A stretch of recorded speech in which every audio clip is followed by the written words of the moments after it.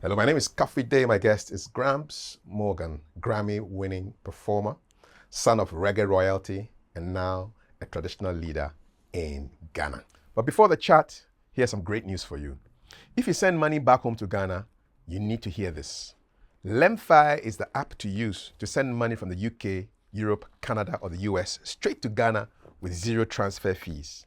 You can send directly to bank accounts or Momo, and your people back home receive it within minutes. The exchange rates are competitive, and the app is secure and safe to use. And here's a bonus.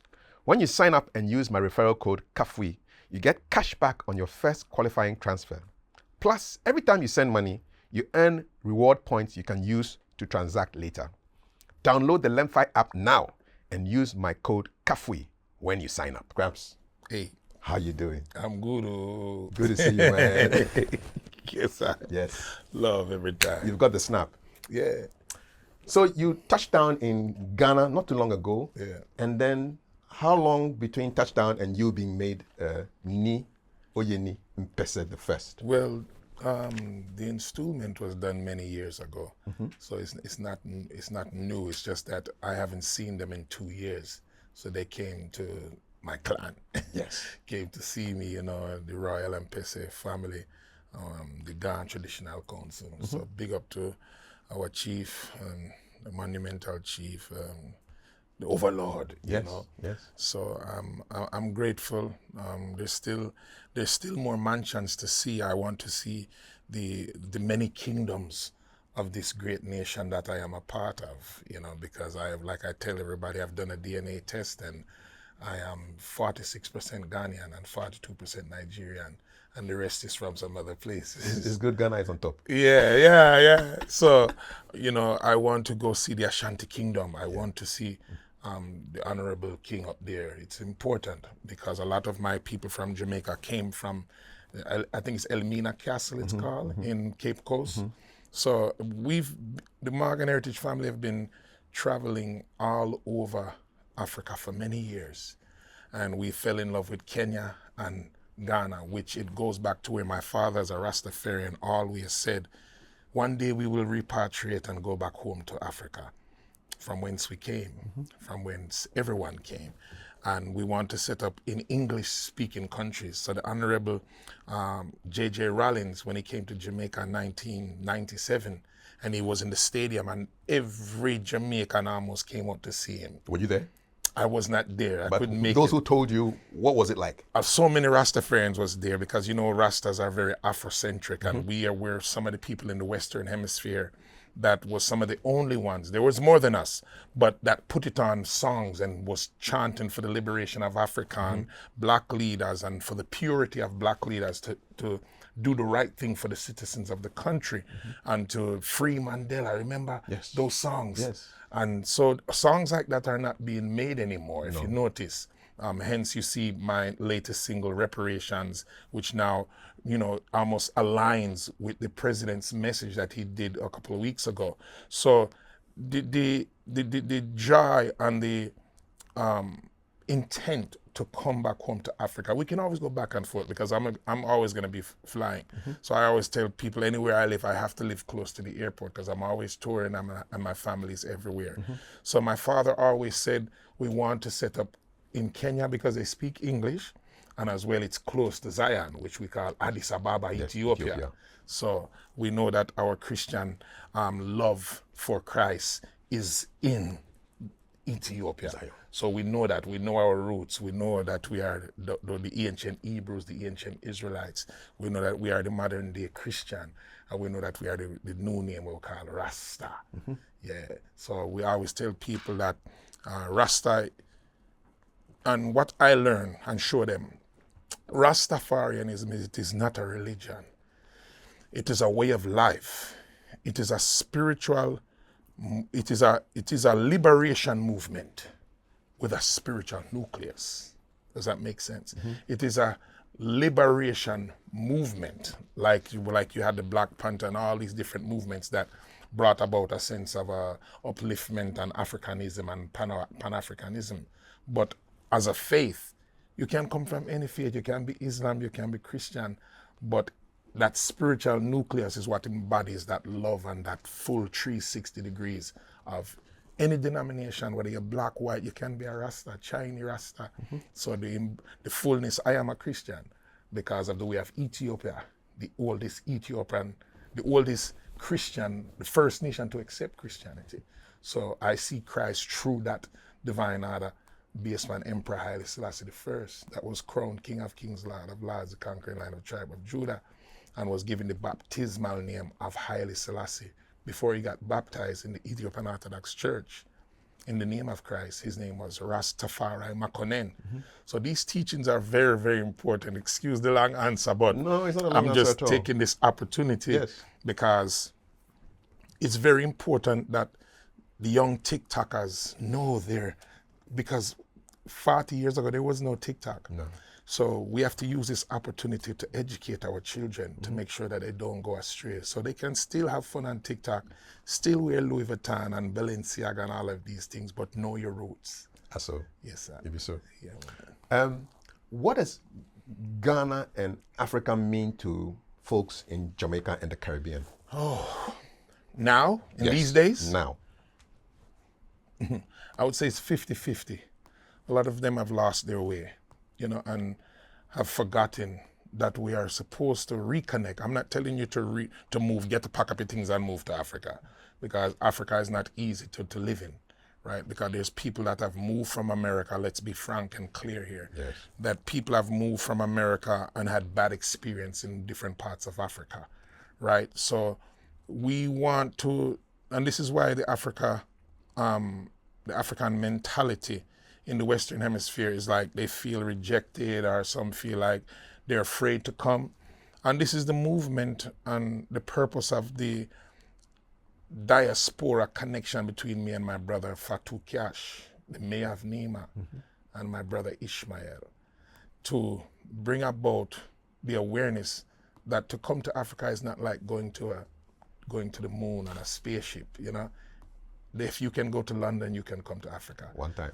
If you live in Kingston, Jamaica, and Barbados, it's about a 7 to 8 hour flight once we create that commerce to know that we can have direct flights from these places.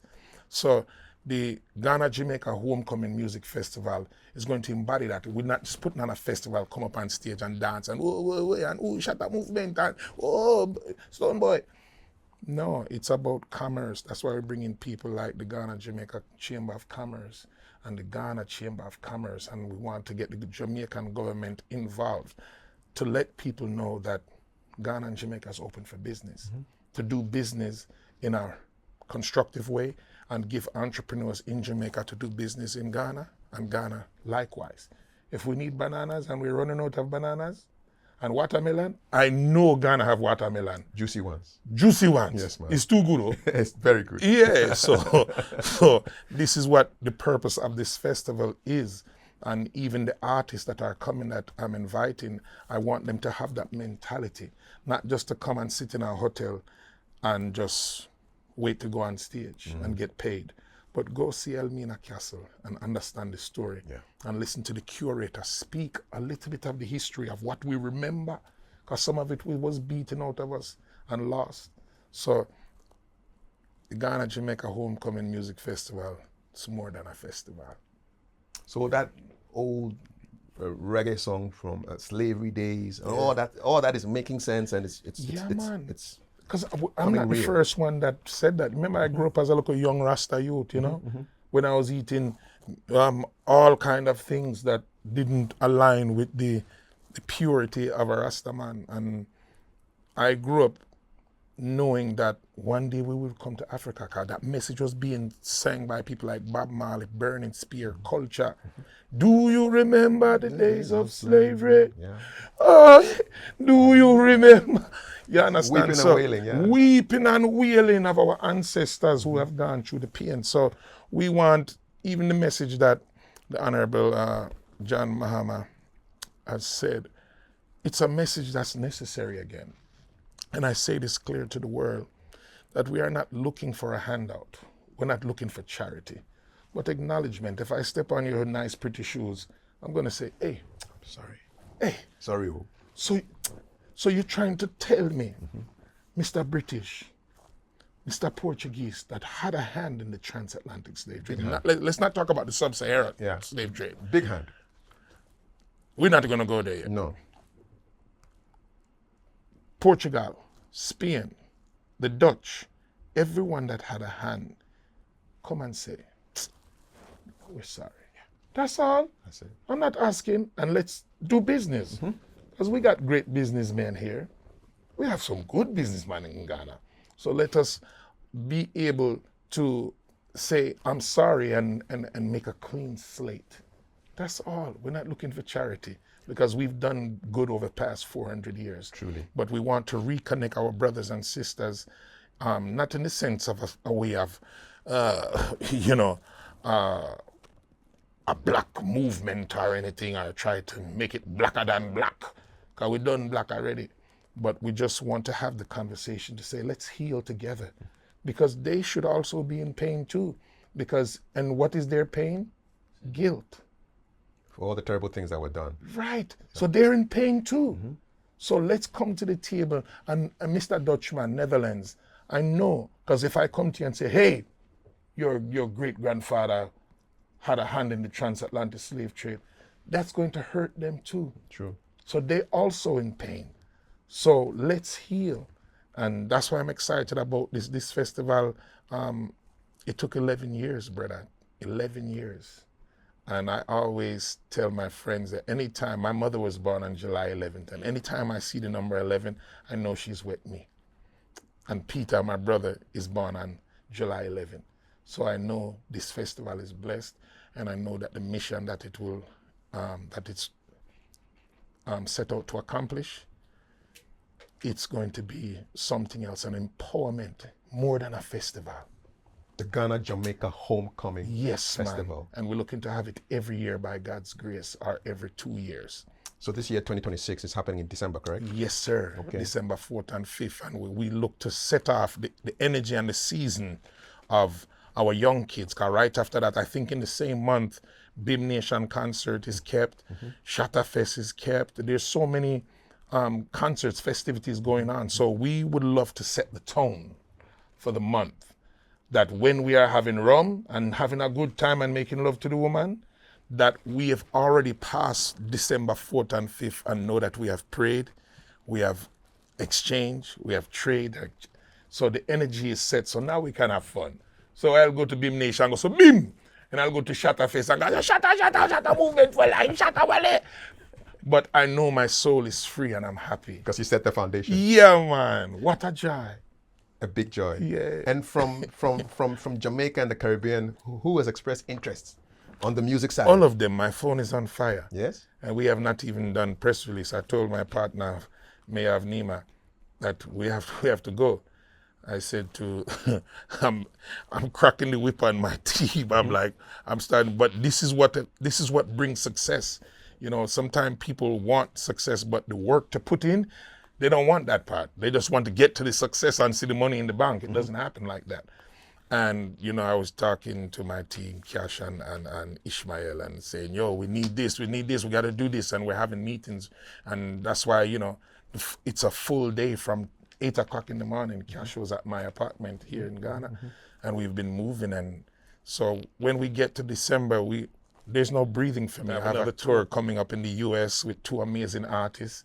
So we'll make sure we get you that news so you can tell our Ghanaians that are in the diaspora. Yes. Because there are Ghanaians in Atlanta and New York. Oh, yes. You know them. Big They are there. They're there. They're in Chicago. Big time.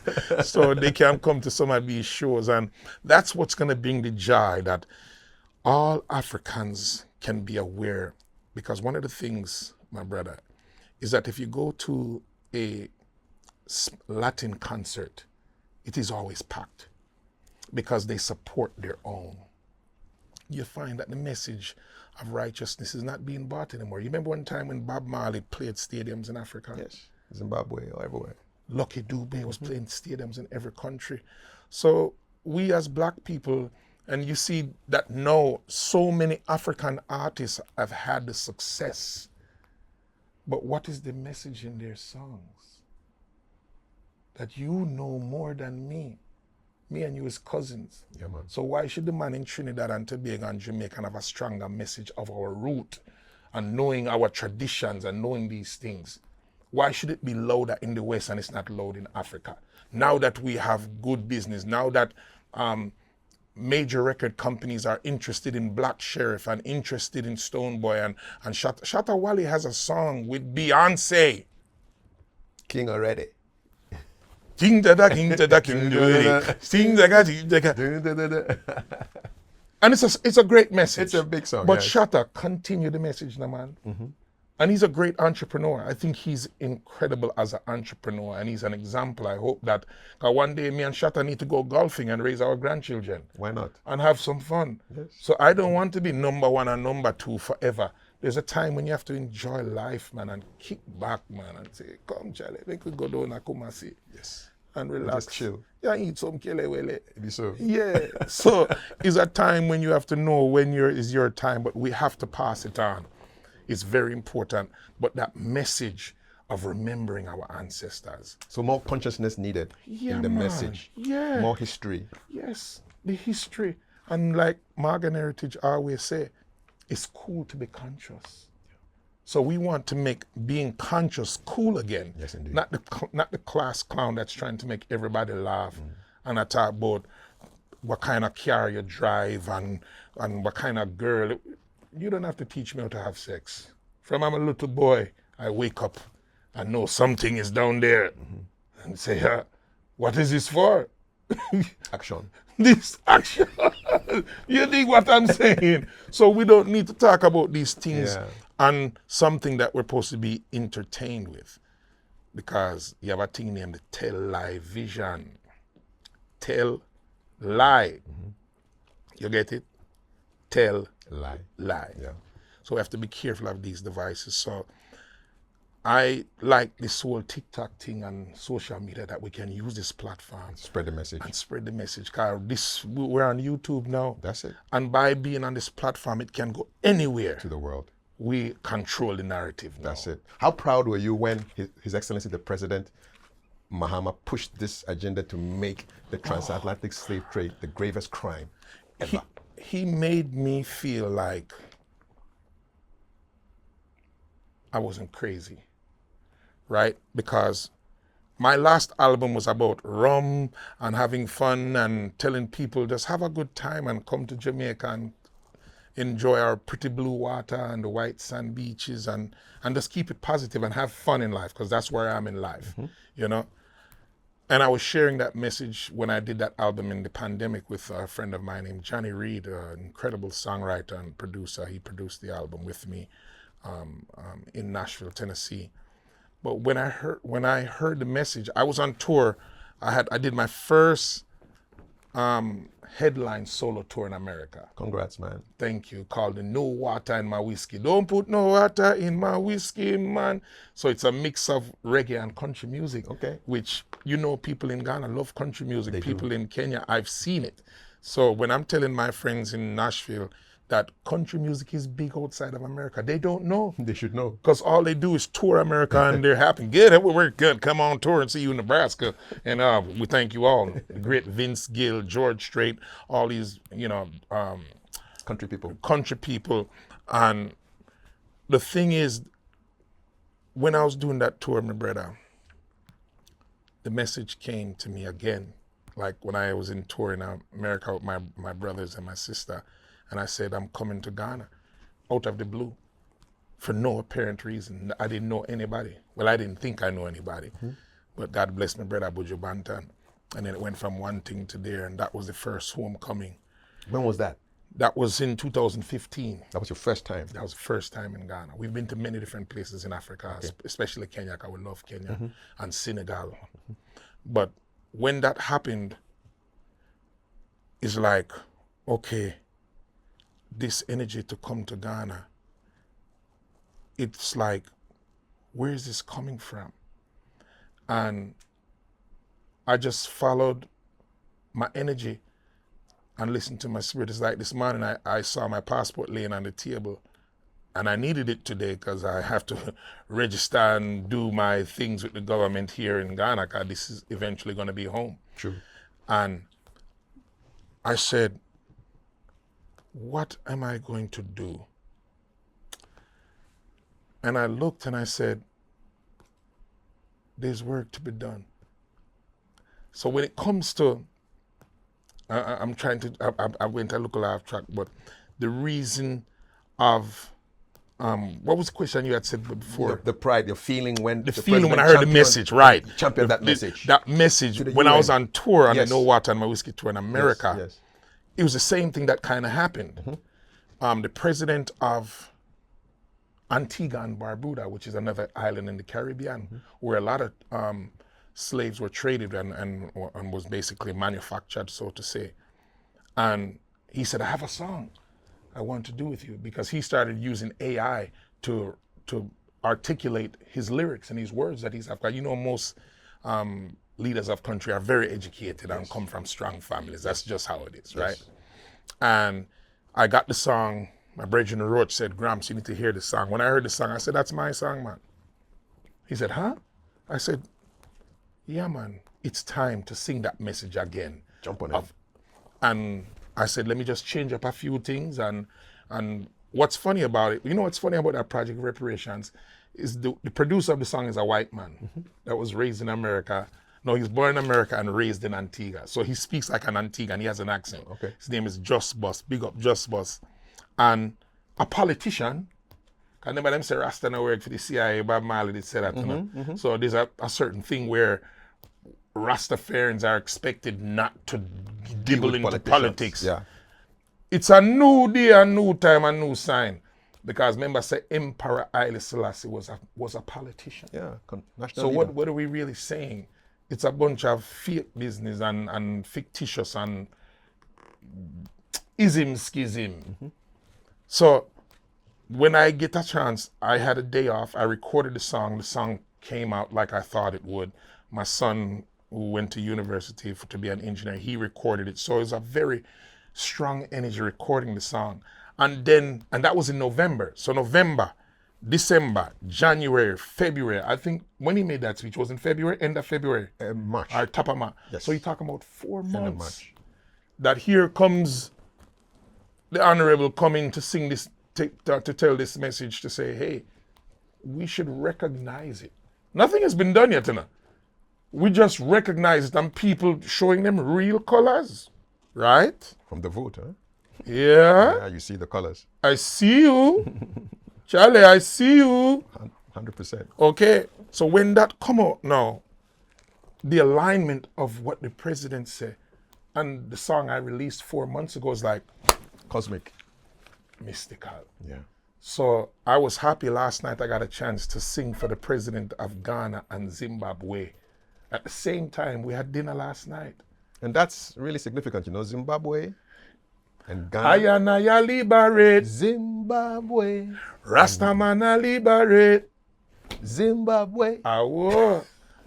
So the Rastaman has always chanted. So I'm happy to know, I'm elated to know that that song can come play a part in the message of the Honorable MAHAMA, to say, you know, and I hope that all the other songs that's in the catalog of Jamaican music can revive, because now is the message. You see what Traore is moving in the direction of saying, let's, as African leaders, let's solve our own problems. The Burkinabe president. Yeah. So, you know, and no disrespect to no other nation. You know, I was born in America. I love America. My father always tell me, say, God bless America, but never forget Africa. That's it. And know that you are a Jamaican and you are a Rasta man. So I know who I am. But God bless America. America's an incredible country.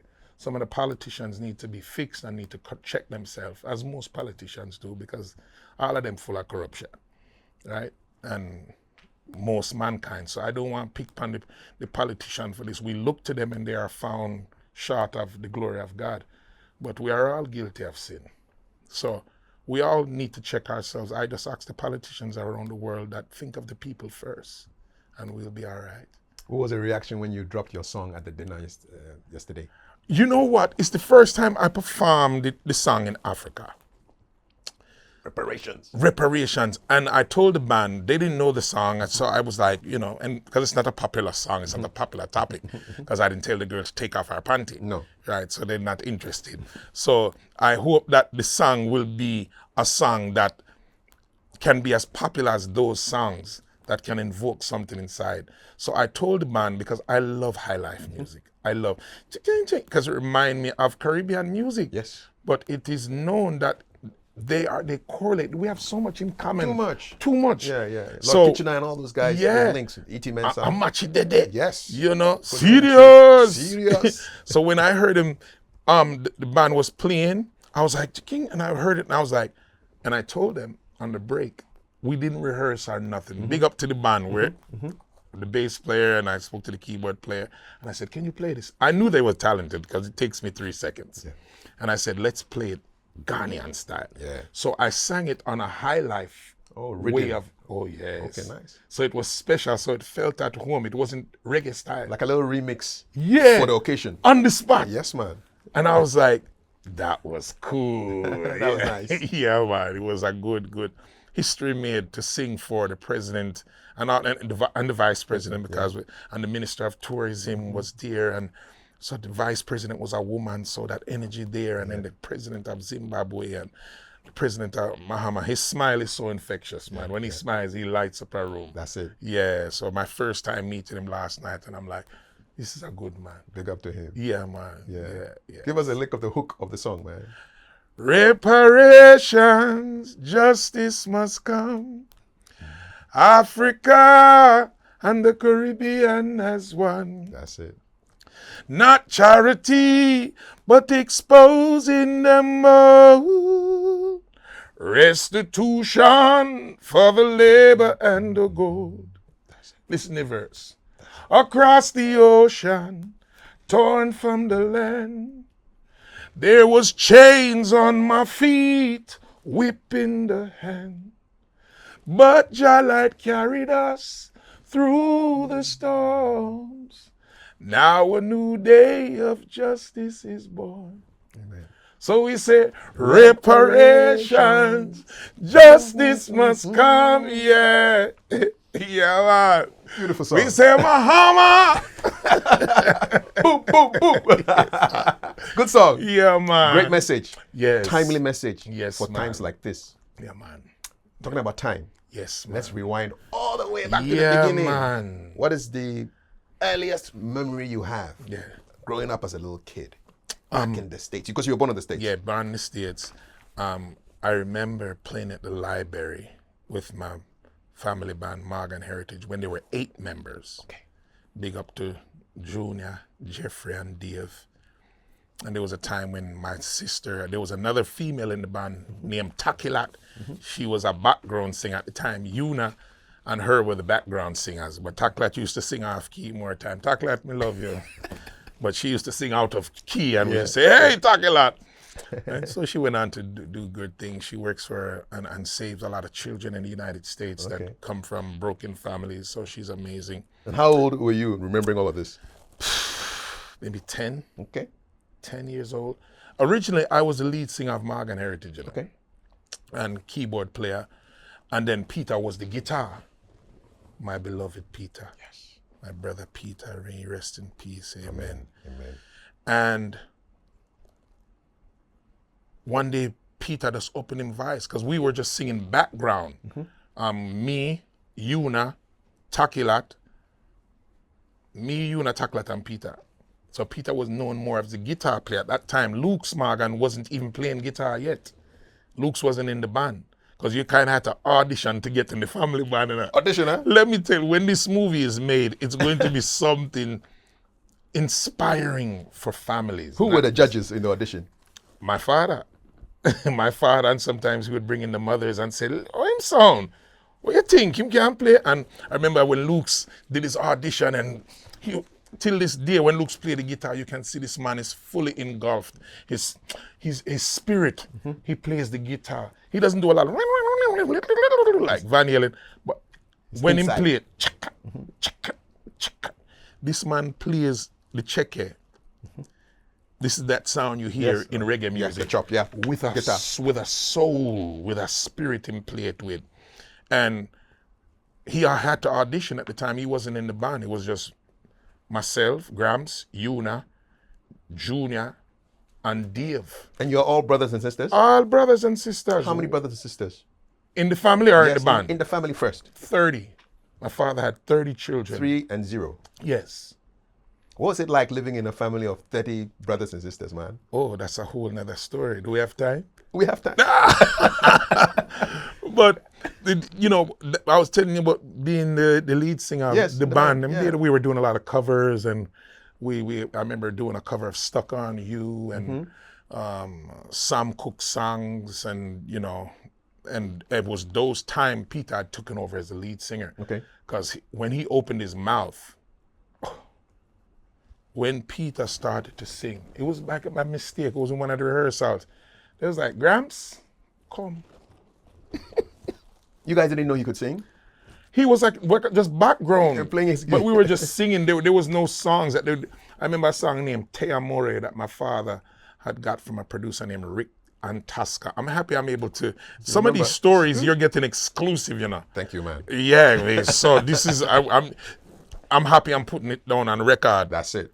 But at the time when Peter took over as lead singer, he kind of just blew everybody out the water. He was just like, it was like similar to how Michael Jackson started singing, because when Michael started singing with the Jackson 5, nobody knew he could sing. No. It was, I think, his older brother named Randy that was like the guy, and Jermaine, until Jermaine and Michael's voice just became very iconic in the 70s and the 60s. The same way Bob Marley and Peter Tosh has that very special chemistry. When you hear Get Up, Stand Up, the version of the Wailers, Yes. it's special. It is. And then I find that there is something special when me and my brother Peter and Una sing. And a lot of times when you hear Una take off on a verse and she's like, oh, she's so cute. And you see her playing the keyboard and the blending of how I would toast around Peter's vocal. Yes. Oh, Charlie, it is special. How much do you miss him now, man? Oh, too much. Too much. I remember one day I was driving. I forgot where it was. I think it was somewhere in Tennessee, but it was outside of Nashville.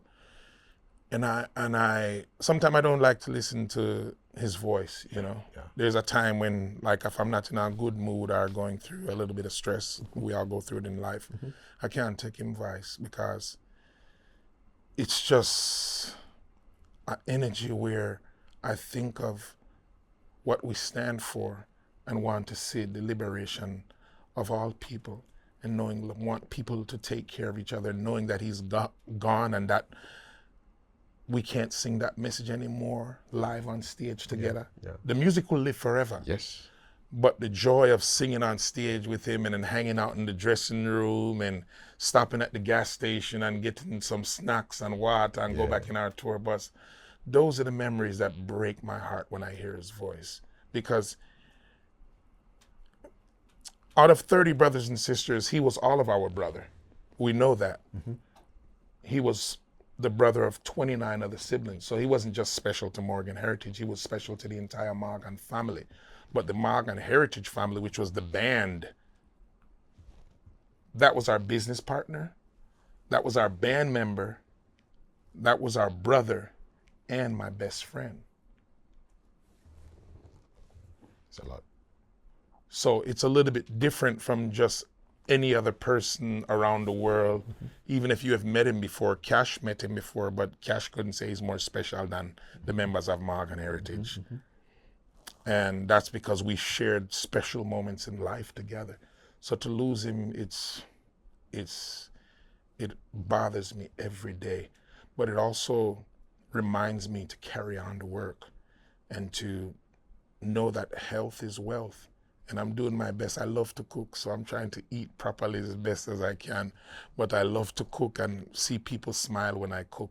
I love to have people that sit in the kitchen and we're talking and I'm cutting up my onions and my scallion and my garlic and What's your signature dish? What is your Gramps dish? Steamed fish. Okay. Steamed fish with okra and when you eat that power. Yes. The okra with snapper and steam it down and with pumpkin, scallion, onion, thyme. Nice. Yeah, carrot. Good to go, man. Yeah. And now my attempt now is to learn to cook jollof rice. Yes. I want to cook that. I need that. We want you to cook it, man. Hey, Charlie, I need it. Cook that jollof rice for us. When I learn to cook jollof rice, and I'm talking about Ghanaian jollof rice, because you know there's a war going on. There is a war. There's a serious war. No be small. But I have a confession.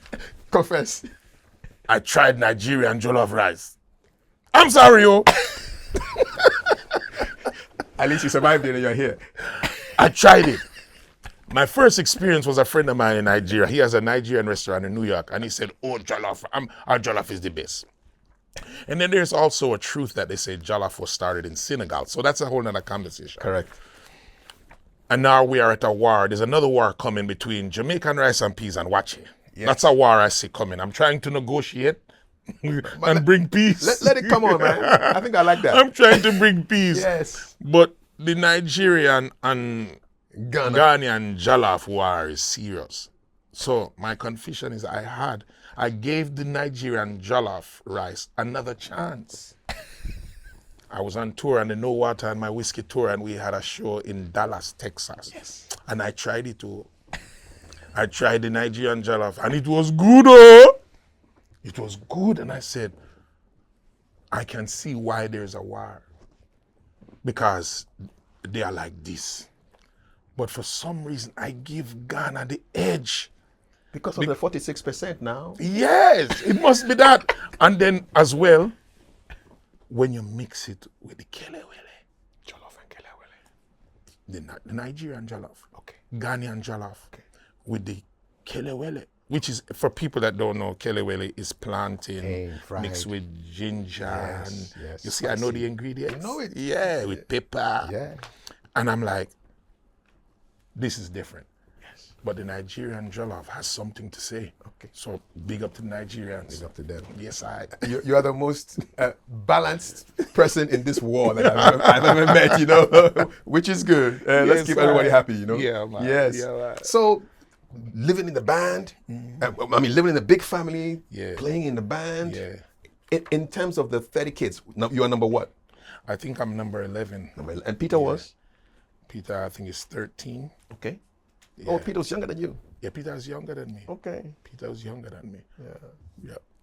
Everybody think he was the oldest in the band, but Yuna's the oldest, then Gramps, then Luke's. No, Yuna, Gramps, excuse me, Peter, Luke's, and Mojo's the baby. Why are you called Gramps?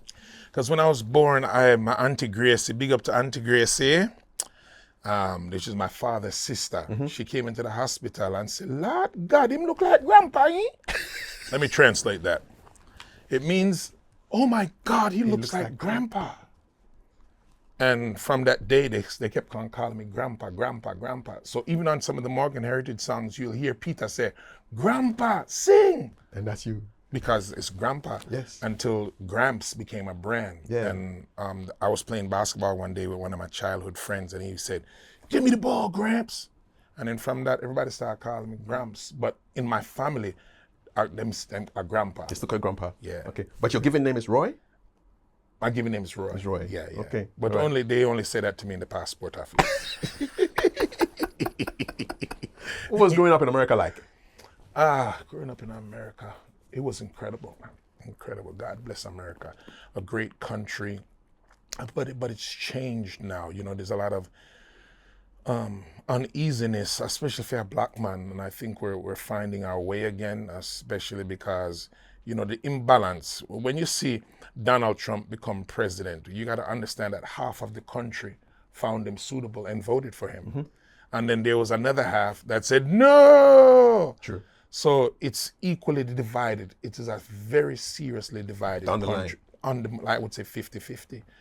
And there were some people that wanted to see America great again, and they thought that this man would make him great. And even myself, I can admit to that. I posted on social media and said, I look forward to these great days that you were talking about. And people fired back and said, oh, how can you talk about Donald Trump? I'm like, hey, he's the president. You got fired, They came at me. They was Hard. like, said, oh, well, I'm going to unfollow you. And I'm like, Really? you're going to unfollow me? Oh, that's going to hurt so bad. Oh, you're going to unfollow me. Oh. They don't expect a black guy to say something like that. It's respect. I follow the teachings of Emperor Haile Selassie I, which was Emperor of Ethiopia and a politician and a statesman of the country named Ethiopia of the Solomonic dynasty. And he teaches me that I must respect the law of every country that I enter into. So I respect the policeman. I respect every figure of authority. I respect the school teacher. And if we don't have this mentality, this is what makes children be unruly and don't give respect to their elders today and in this time, and don't respect their parents and don't respect the school teacher. Because the Marcus Garveys and the Haile Selassies and the Martin Luthers and the Mother Teresas of the world, where are they? Where are they? So music has a very important component and role to play in today's way of life. What do we have today? Social media. So I implore to all the pastors, rush to social media and put out your ministry. Use it as a tool, because Barack Obama used that in his campaign and won it. Yep. Because he found a way to connect with the youth. Snapchat, TikTok. Yes, man, because that's where we are. Soon you're going to see robots walking around Ghana and making jollof rice. Yeah. I've seen some robot dogs already, man. It's coming. I'm in America and I see this little thing going on wheels, and I'm like, What? and he's delivering food. Yeah, man. And he comes to your door and goes, bing, bing, and you look on your phone and they say, your food has been delivered. And you go and the box open and you take out your food.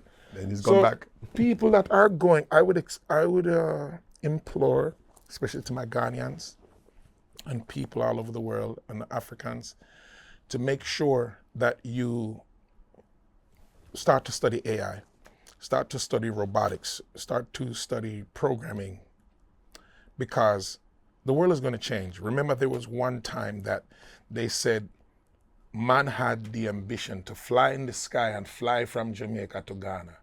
They said it was impossible. You remember those days? Yes. You have studied. I know me and you Yes. weren't alive those Yes. days. But there was a time when people that said, I was going to jump in a plane in this device and fly. Back to Africa. They said, you're mad. What are you talking? Back then, the boat was The biggest thing. big thing. Yes. No planes. There was no planes that people were looking to say, I'm going to fly over an ocean for 6 hours. That's suicide back then. Yes. So it's the same way people are looking at AI and robots in the face and saying, that's impossible. Do you remember a cartoon called The Jetsons? Yes. Flying around in spacecraft. It's coming, right? Yes. I see it. It's in Dubai. Dubai, yeah. So the future is going to unfold, and until you're in that 20% that you can have a voice in the world to make decisions, it's hard to have a voice. So that's why we have to be in the position of where these decisions are being made and have a voice. So for me, when I hear people say, oh, the politician, and that's why my new song, Reparations, it's so funny to me, and I love it, because a politician was part of the co-writing, Yes. a white man, and a black Rastafarian from Jamaica. Different kind of trinity, man. Whoa! What's going on here? The world is changing. Yeah. So I want this song to not only send the message of reparations and let us revisit the conversations that, Spain, Portugal acknowledge what you did, Yeah. right? But also to show the unity that we can do it together. We can address this topic together as one people. And Yes. you hear me say in the song, one people together, hand in hand. So this whole reparation thing is not a black thing. It's not this, trying to start a revolution or bring up the old and trying. Why are you talking about that again, man? My granddad, yes, your granddad did do that. It's a people thing, Yes. not just a black thing. Barclays Bank, Yeah, you man. had a hand in the slave trade, man. But it's okay. Give us Church, money, yeah. oh. Just give us money, oh. That's it. Say sorry first. Just say sorry. That's it. But we're just trying to keep track of it, and I think that is the mission of President MAHAMA, where he's trying to just have accountability, not necessarily say cut us a check. No. I'm saying if a check does come with it, Why not? I will buy you new fugu. Why not? But if not, let's shake hands and say, okay, let's heal together. That's it. Yeah, man. Wash the tears. Did you nearly become a footballer? Football, like a Yes, American football player? American football. A linebacker? Yes, I was a linebacker. Explain to the Ghanaian kid what a linebacker does. Yeah, they hurt people. Yes, you got the size, man. They beat up people who, So you block people from coming to your side. whoever has the ball, I assassinate them. I go for them and take them down. That was the position. Did you ever get injured in Oh your yeah, line of duty? yeah, Where? right Hand? there. If you see this, you see how this can close, and I'm a keyboard player. Yes. And you see this. And this is when I went back and played semi-pro. So when you grab people like this, sometimes my finger got caught in the game under his pads. Ooh.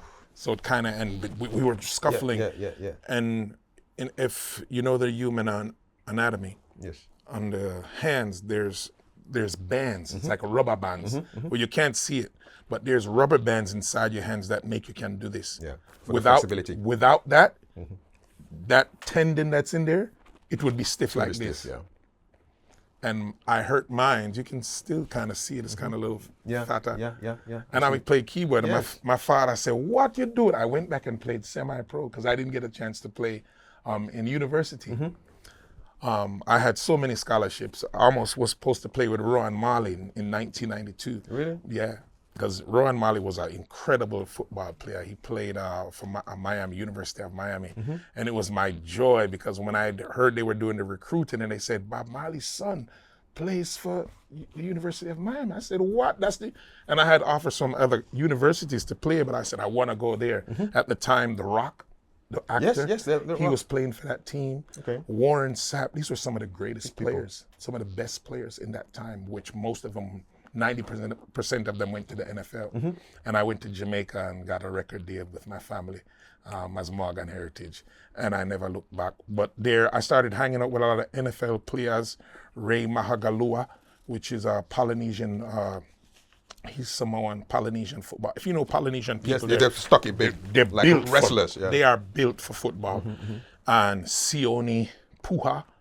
I used to hang out with these guys because they love reggae music, and the Kimoyatu brothers. So we had Make and Chris, and I started hanging out with these guys by one of my friends named Line and the Wash House family and Jonas and Uncle B and J Bug. All those guys had a lot of football players around them, and the main one that told me was what's his name? God, I still remember his name, but he told me that do you miss football? And I said, yeah. He said, you're big, man. You look like you. And I said, I used to play. And he said, what happened? I said, I love my music. That's it. And he said, well, you should try to play semi-pro. And I went and tried out, and I made a team at semi-pro. Yeah? What was I that was like? like For how long? 37 years. For how long? I played for 2 years. Okay. And I started getting offers for college Really? to play football. And I'm like, No. and one of the guys said, hey, son, you're never too old for college. I think I was university in South Carolina. So you did go? I didn't go. No, I went back on tour, and then some friends said, "Hey, you want to try out for the NFL?" I think it was for the New York Jets. And I started saying, "Hey, it would be good to just show the young kids today in the Caribbean and Africa that because if you look at Nigerian and Ghanaian men, powerful, we are strong." And it's because of the DNA. Yes. It's some of the most powerful and strongest men next to the Congolese. The blood is real, African blood. And now you have so many NFL players. I remember Christian Okoye, who was a Nigerian football player. When he was one of my biggest inspirations. Yeah? Him and a player named Bruce Smith that played for the Buffalo Bills. When Christian Okoye used to get the ball, people used to move out the way.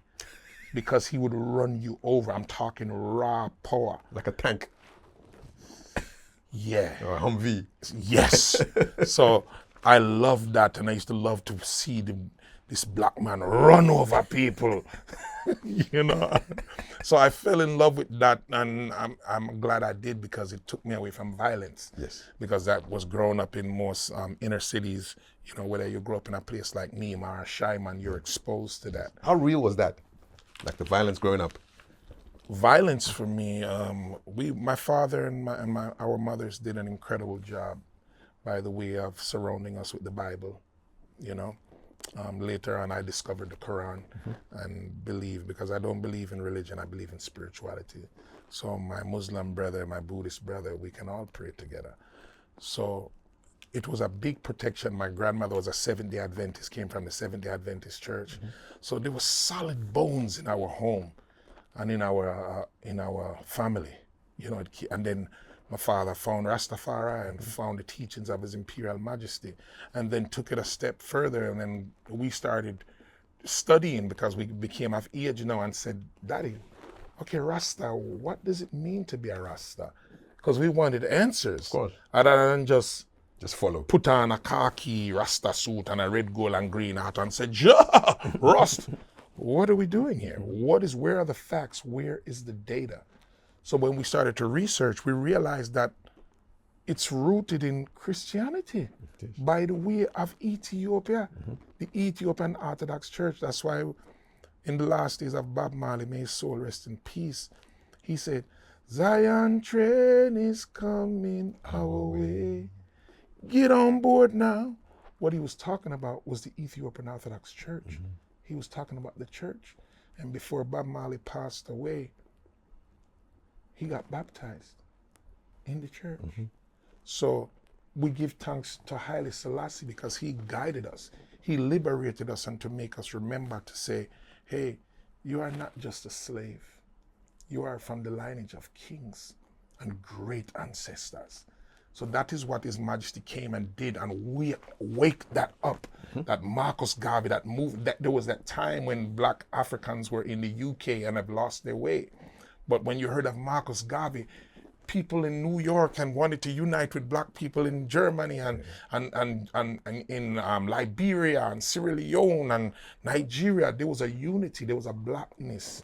Africa for the Africans. Africa for the Africans. So that pride, and then with the crowning of Haile Selassie in 1930, November 2nd, and then when this black man, look a sharp black man, was hanging out with, you know, the Pope and hanging out with John F. Kennedy.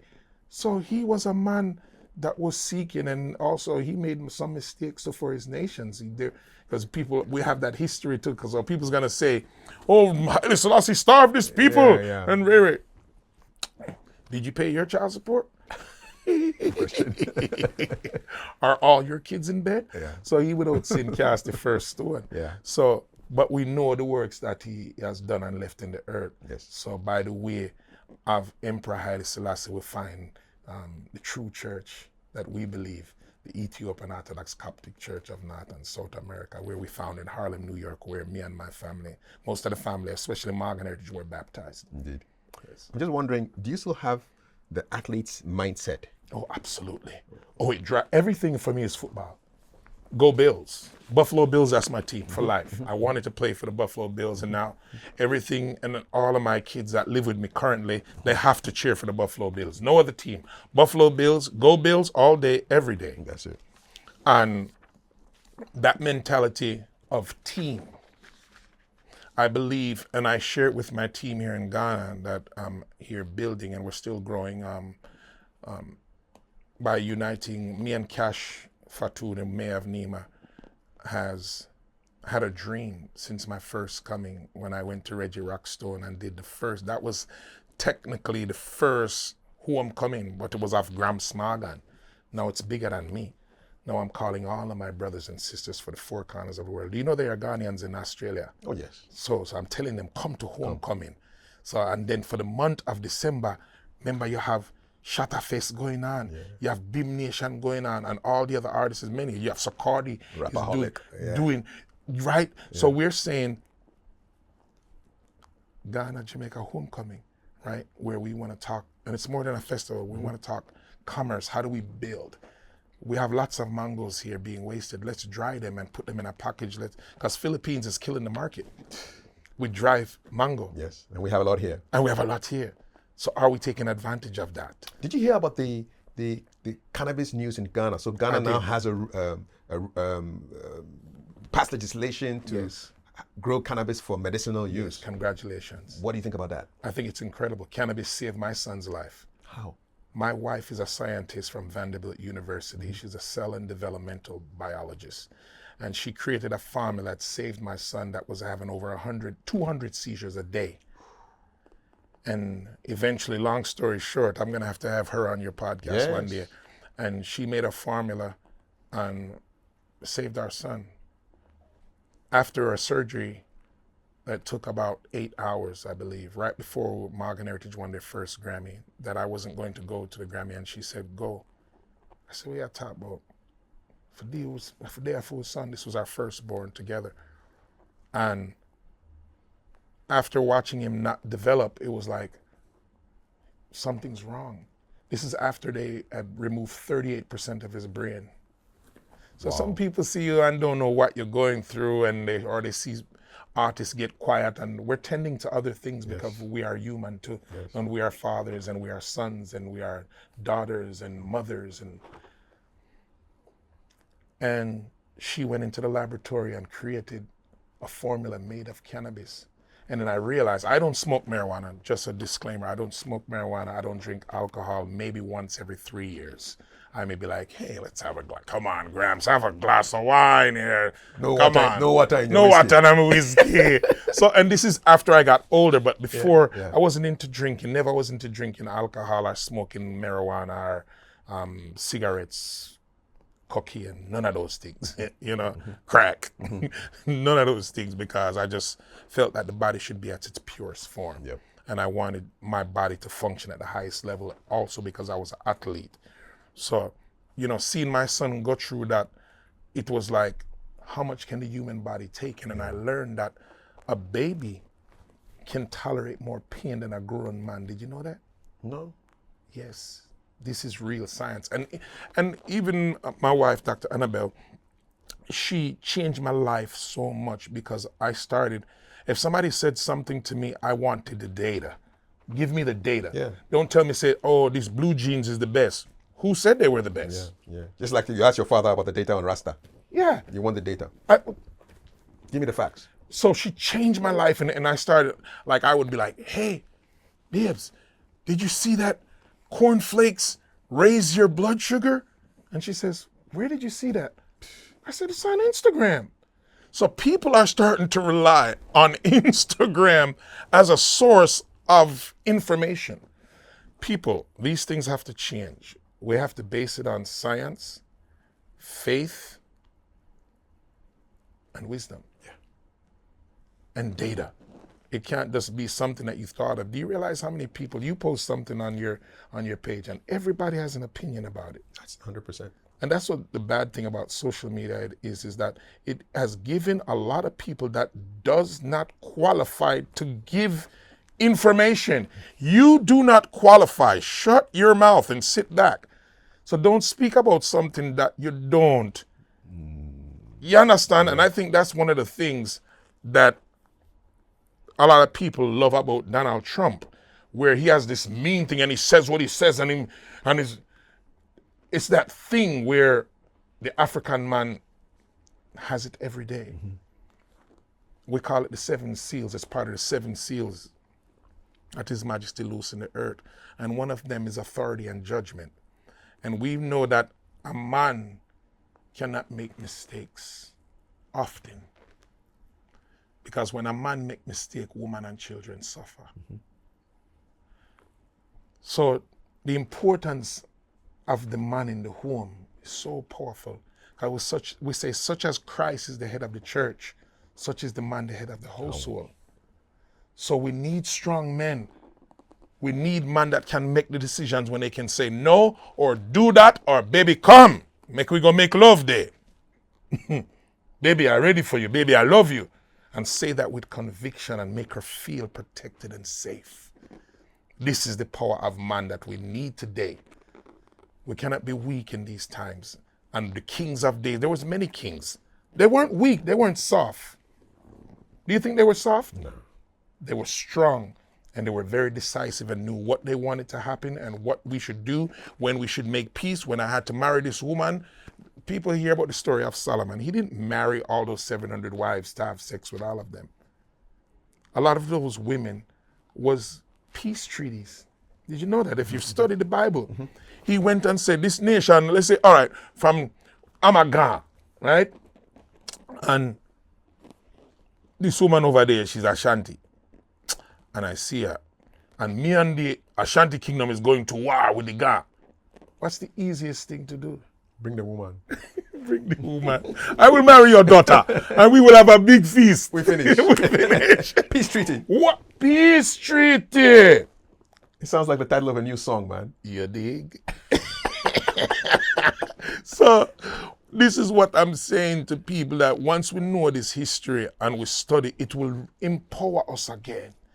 Because the history is there, but some people are forgetting. I know, you know, I see my prime minister in Jamaica say that, he said that the birth rate in Jamaica is going down. And what's happening is, at the time that we're living in, is that people are afraid to have children now. Mm-hmm. You know, back then when me and you growing up, I have a couple of gray hairs, yeah, so we have a little age, right? Yes. I think we're touching 50 now. Mm-hmm. But when our mothers were growing up, they weren't thinking about birth control. And you should be responsible. Mm-hmm. Safe sex, please. It's important, because these times have changed. Definitely. But if you get to a certain part of your life, settle down and have a family. Mm-hmm. Family is beautiful. And women today are more interested in carrying a little dog in a doggy bag and a leash. And this represents their baby, and know them carrying the dog in the bag. Instead of saying, let me have a family. Let me go and make love and lay down and look at the moon and say, today we will have a baby. This is the way our forefathers would look and read the atmosphere in the universe and know what kind of baby was coming at that time. Instead of we just having recreational sex. No. So man has gotten out of control. So strategic sex. Yes, man. That's what the ancestors did it. They knew who was being born. So now we start reproduce demon picnic. So you find some of these kids are very vivacious and vicious and just ignorant and aggressive, because you're making demon. We are creating demon because it's not aligned with the universe. Mm-hmm. This is what's wrong with the earth today. So when you're going to have sex, don't go into recreation, or leave her alone, or hug up on Netflix and chill. That is the importance of the black man knowing who he is. Mm-hmm. Because when that black man make mistake, or any man, I don't want to turn into sound like a racist, but I'm a lover of my race. Mm-hmm. When the man begin to make mistake, women and children suffer.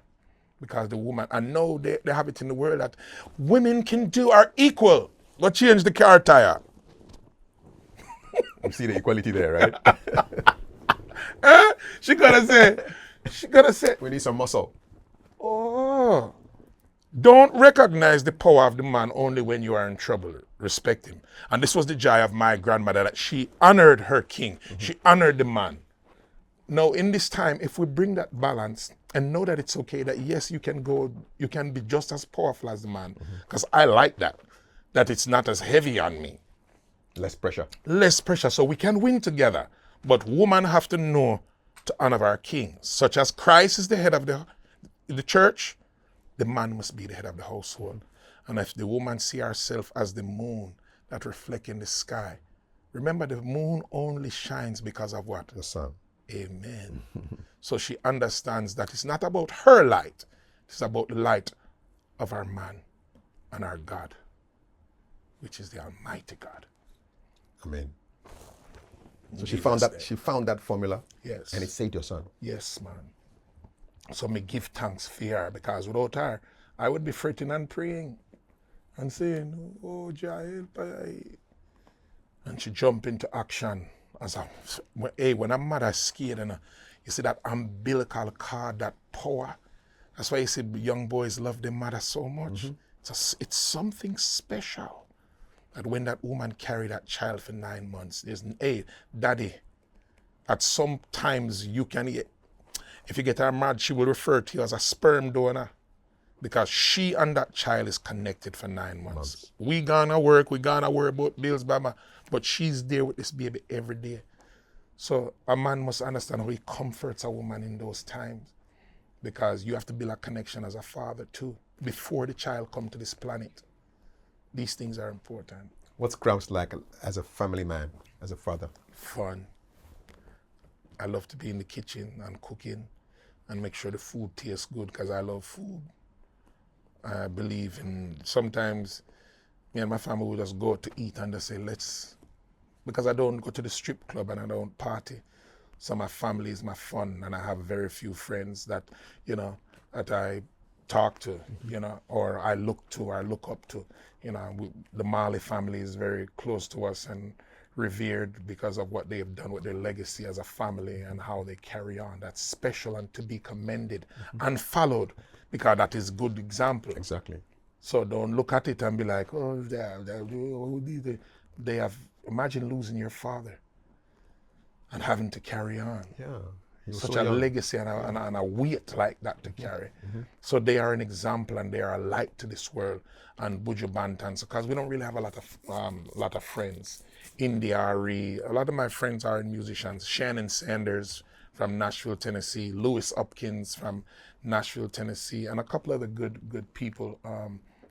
Howie Baker, Splakavelli.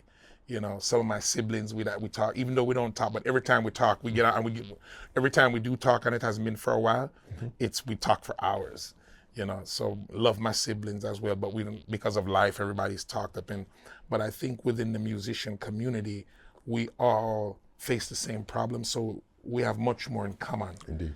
So we fight the same fight. So for me, that's a typical day, watching movies until I fall asleep and can't. As you get older, you turn on a movie and you decide, say, I'm going to watch the TV, and the TV end up watching you. For 30 minutes and you're gone. You're gone. Yeah. So I'm trying to get through a lot of the episodes on Netflix. Yeah. If you so. Yeah, Morgan Heritage, what's some of the highs? The highs in that band? Oh man, so many. One of the biggest shocks is when we won the Grammy, because reason being, we didn't expect it, because we kind of gave up on it, but we had built an album that we thought was well-rounded off of our experience. After so many years, we said, let's make this kind of album. So it was very calculated that we wanted to just be,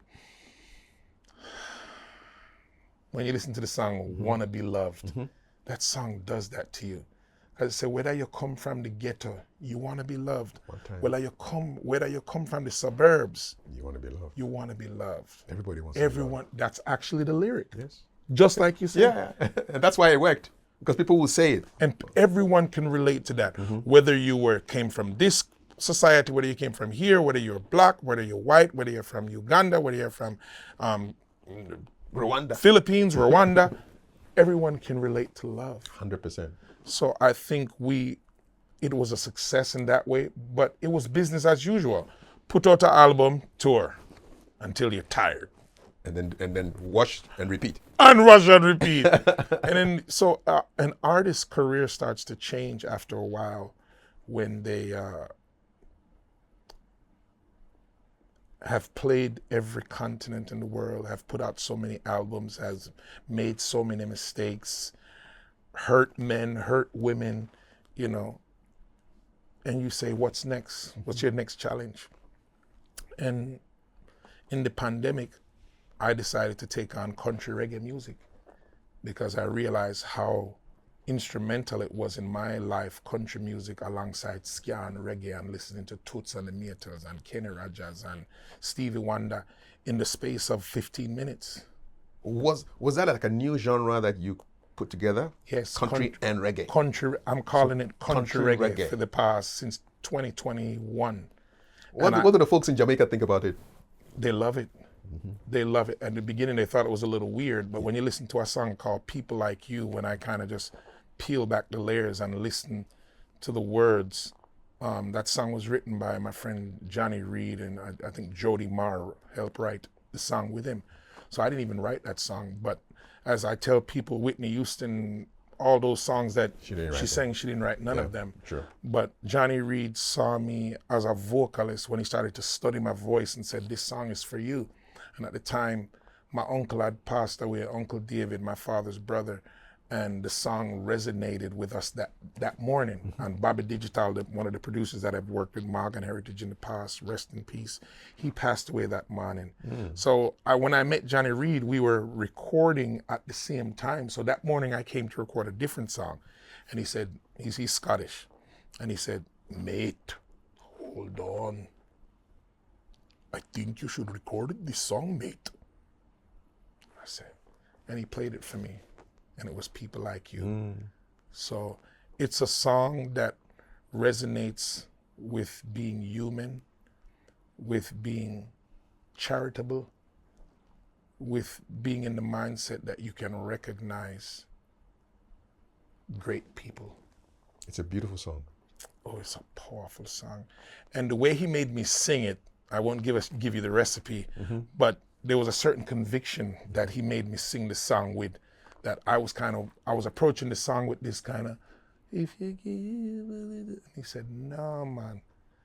Until he said, sing it like a champion, you know? Yes. And I approached it like that without chanting on the song. And it just, it was so powerful. And I think we must have had 3 takes. I must have sang the song from top to bottom 3 times. And he said, let's go, come on. We're done. I said, what? Because normally, how many times are you singing? All day, man. So you're talking about For what song? 3-4 hours to sing a song sometime, because Yeah. you have to understand, when you're making a record and you want to make it perfect, Yes. you have eternity until you put it out. But when you put it out, that's it. It's gone. So you have to put out, and most artists that you see perform these songs live, it's never perfect. Because you have to understand that record was, you took 3 months to make a perfect version of that song that you sing one time. On the stage. On the stage. So in the instance like, Jah shall wash away all the tears. It took me 11 years to finish that song. Why? I only found one line and I couldn't find it. And it was my Auntie Birdie that gave me the inspiration. We were around the kitchen table and I was eating with my older kids, Mimi and Jamiri had just moved in, and Raphael and Sabir and Jelani and Divine. And she said, I think it was raining one time, and she said, and the only line I had was, Jah shall wash away all the tears from my eyes. And I would just go back to, 'cause Jah shall wash away. I couldn't find a second line. And I said, it will come to me, because this song just feels like a prayer. So what's the rush? I'm not doing a solo album.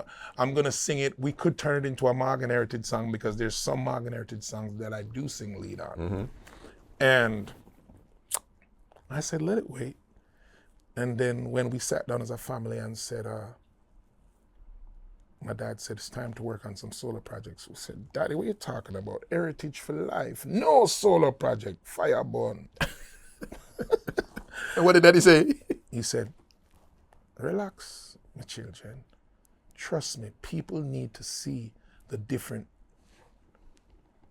shades and angles of this band, because you have Mojo, who's a rapper, Peter, one of the greatest lead singers of all time across all genres. My sister Yuna, there's something about when Yuna sings, it's just flowery and it makes you just want to be good. She can sing one little line, it's just happy, and then Luke plays the guitar and he's like, and then when Gramps sing, the chemistry between him and Peter going back on the verses, it's different. But we weren't looking at those things as a business and what we could do and become better. We were just into Morgan Heritage. So that's why when you hear us say heritage for life, it's an oath.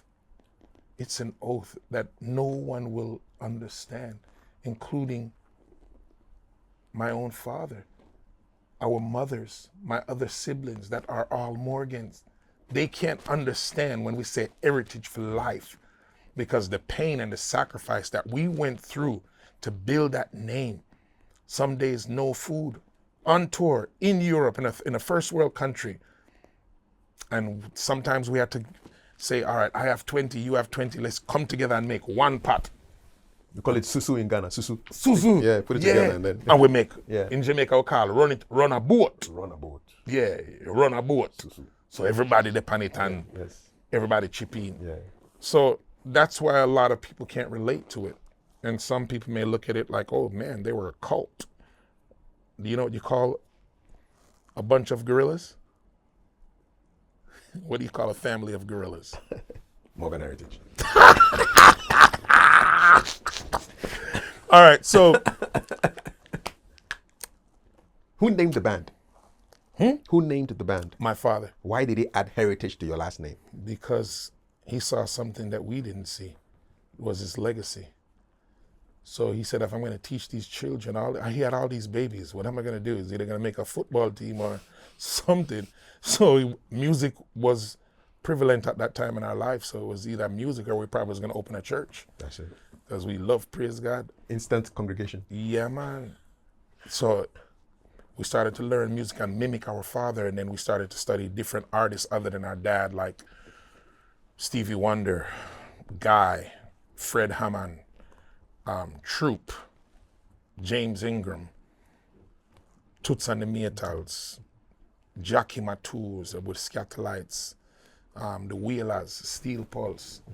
We started studying the greats in music, and that's how we became better. What was his instrument, your father? He played a little bit of piano, Okay. but he wasn't really a musician. He hired some of the best musicians to be around him. People like Carlos Garnett and Eugene Gray, and he always liked to work with producers that brought the best out of him, you know. And by the way, a family of gorillas, it's called a troop. 100%. Yes. Like an army, man. Yeah, It's an army. troop. Yeah, it's a troop of gorillas. Yeah. Yes. So these, I was thinking of gorillas like war gorillas. G-U-E-R. nah, man. Gorilla. Ah, You want to hear a joke? I Want to got hear a you. joke before we go? I got you, yes. So a friend of mine, Ronnie Butler, he was the guitar player of my dad, and he had went to Africa. I forgot what it was. I forgot which country in Africa. I was young. He was telling us the story. All right. And he said, this has to do with the gorillas.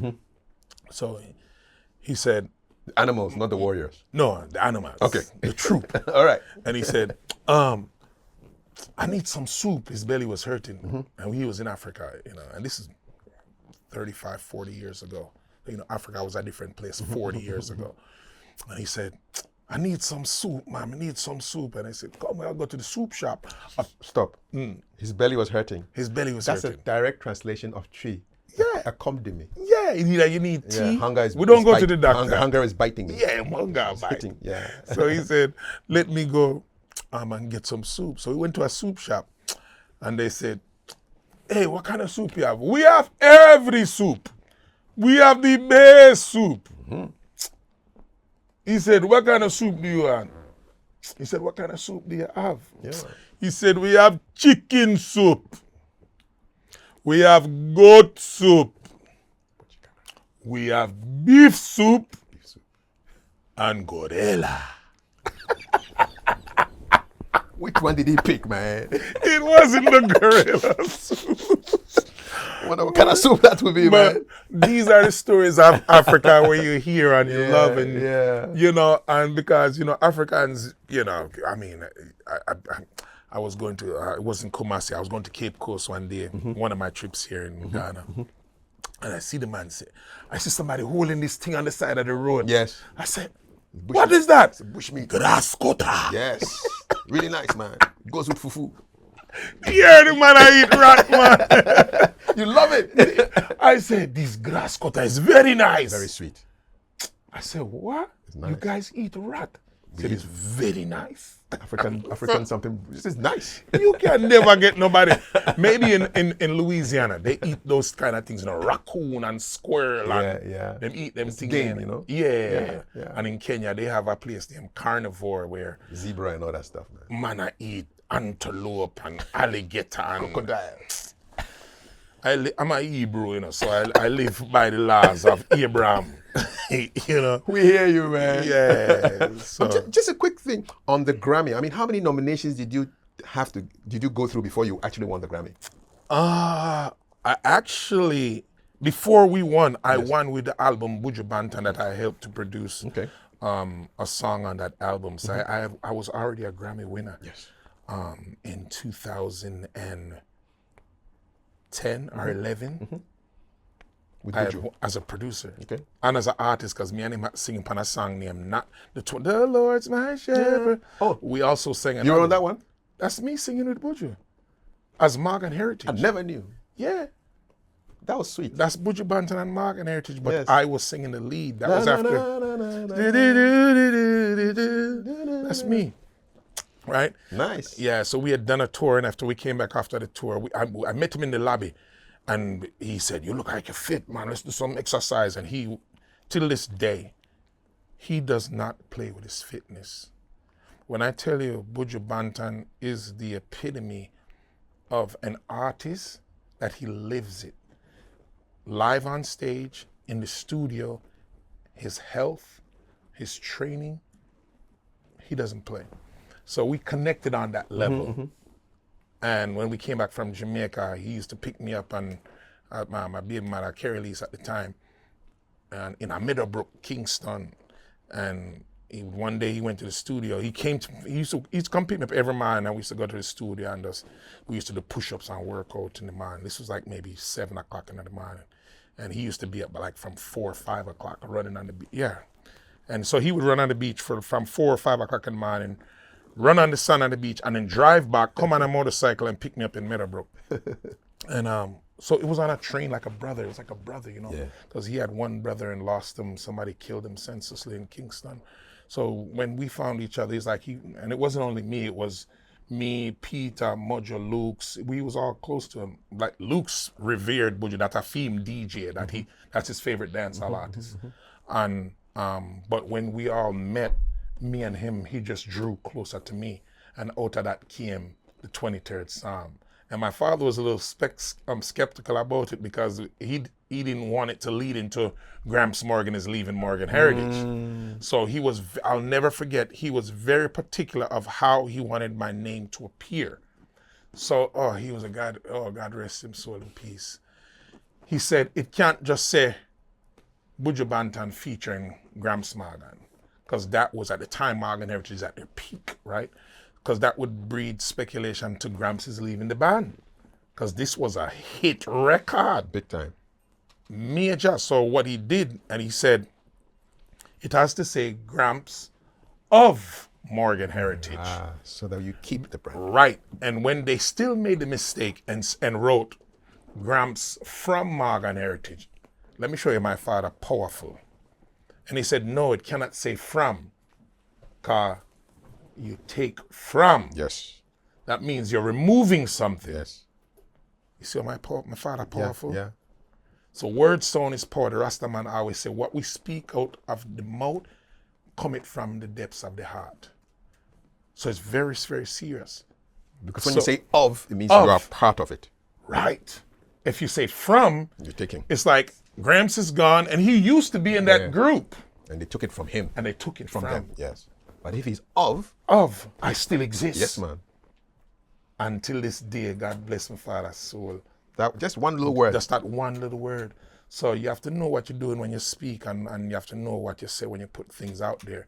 And so even though it's me singing on that record, you know, and I tell people I'm not the lead singer of Morgan Heritage. Back then, I never will. I don't have that desire, because Morgan Heritage, the model, the sound has always been built on that sound of Peter's voice chopping through like the singing through the heavens. Yes. So we will never want to change the model of that. And when we had a chance to do that, we didn't, because the 23rd Psalm was a big record, and obviously you didn't know that it was me singing that song. Now, man. And you know now. So we give thanks. I think this interview is going to be a very iconic one, because I believe we touched on a lot of things that I've never touched on any interview ever.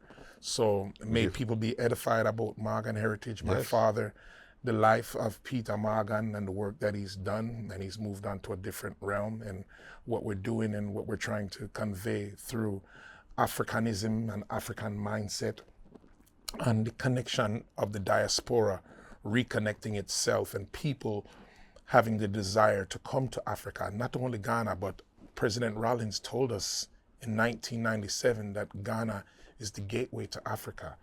He told us, and we believed him. So may his message not die or fade away.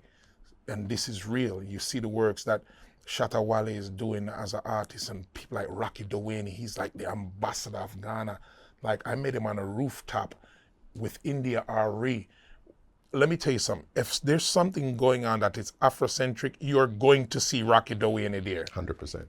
And he is revered in a way that as a true ambassador of the culture, not only of Ghana, but of Africa and African culture. And the way Stonebwoy has, you know, just taken his music to different things. And when I see him perform with Angela Kidjo, that was monumental, man. You see, Shatta Wale as a businessman, that the way his mind is working, I think he's quite a genius, because he finds ways to use antics to get attention, yes. which very intentional. Very intentional, and I think that's good business.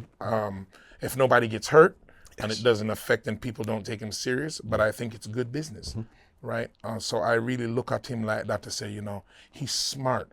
Sarkodie, and these are, mind you, there's other artists, but I can't speak about everybody. True. And I'm speaking of what I've seen, the data, the real data that has performed. Yeah. And these artists that Ghana have is special. You met Kojo Entry too? Oh, yes. Kojo Entry is on the last Morgan Heritage album that my brother Peter sang on before he passed. Kojo Entry is on that album. Nice. On that album called Homeland, which is the last Morgan Heritage album recorded that we released, because there's more.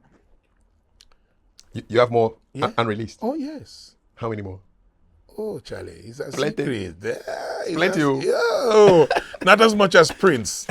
Yeah, but Prince was on a different level. But yeah, there's so many songs to rediscover, and Yeah. a lot of songs, because most of the times people buy albums, they only know 2 songs on the album. Out of 15 or Oh, 12. that's so much. Yeah. So it's a thing where we want people to rediscover. And on that album, we kind of we teamed up like Capleton and Alpha Blondy on a song. Oh, nice. Which never have been done. You never heard that That's before. great. So what we were doing was uniting the diaspora with African artists from That's it. from Congo, Yeah.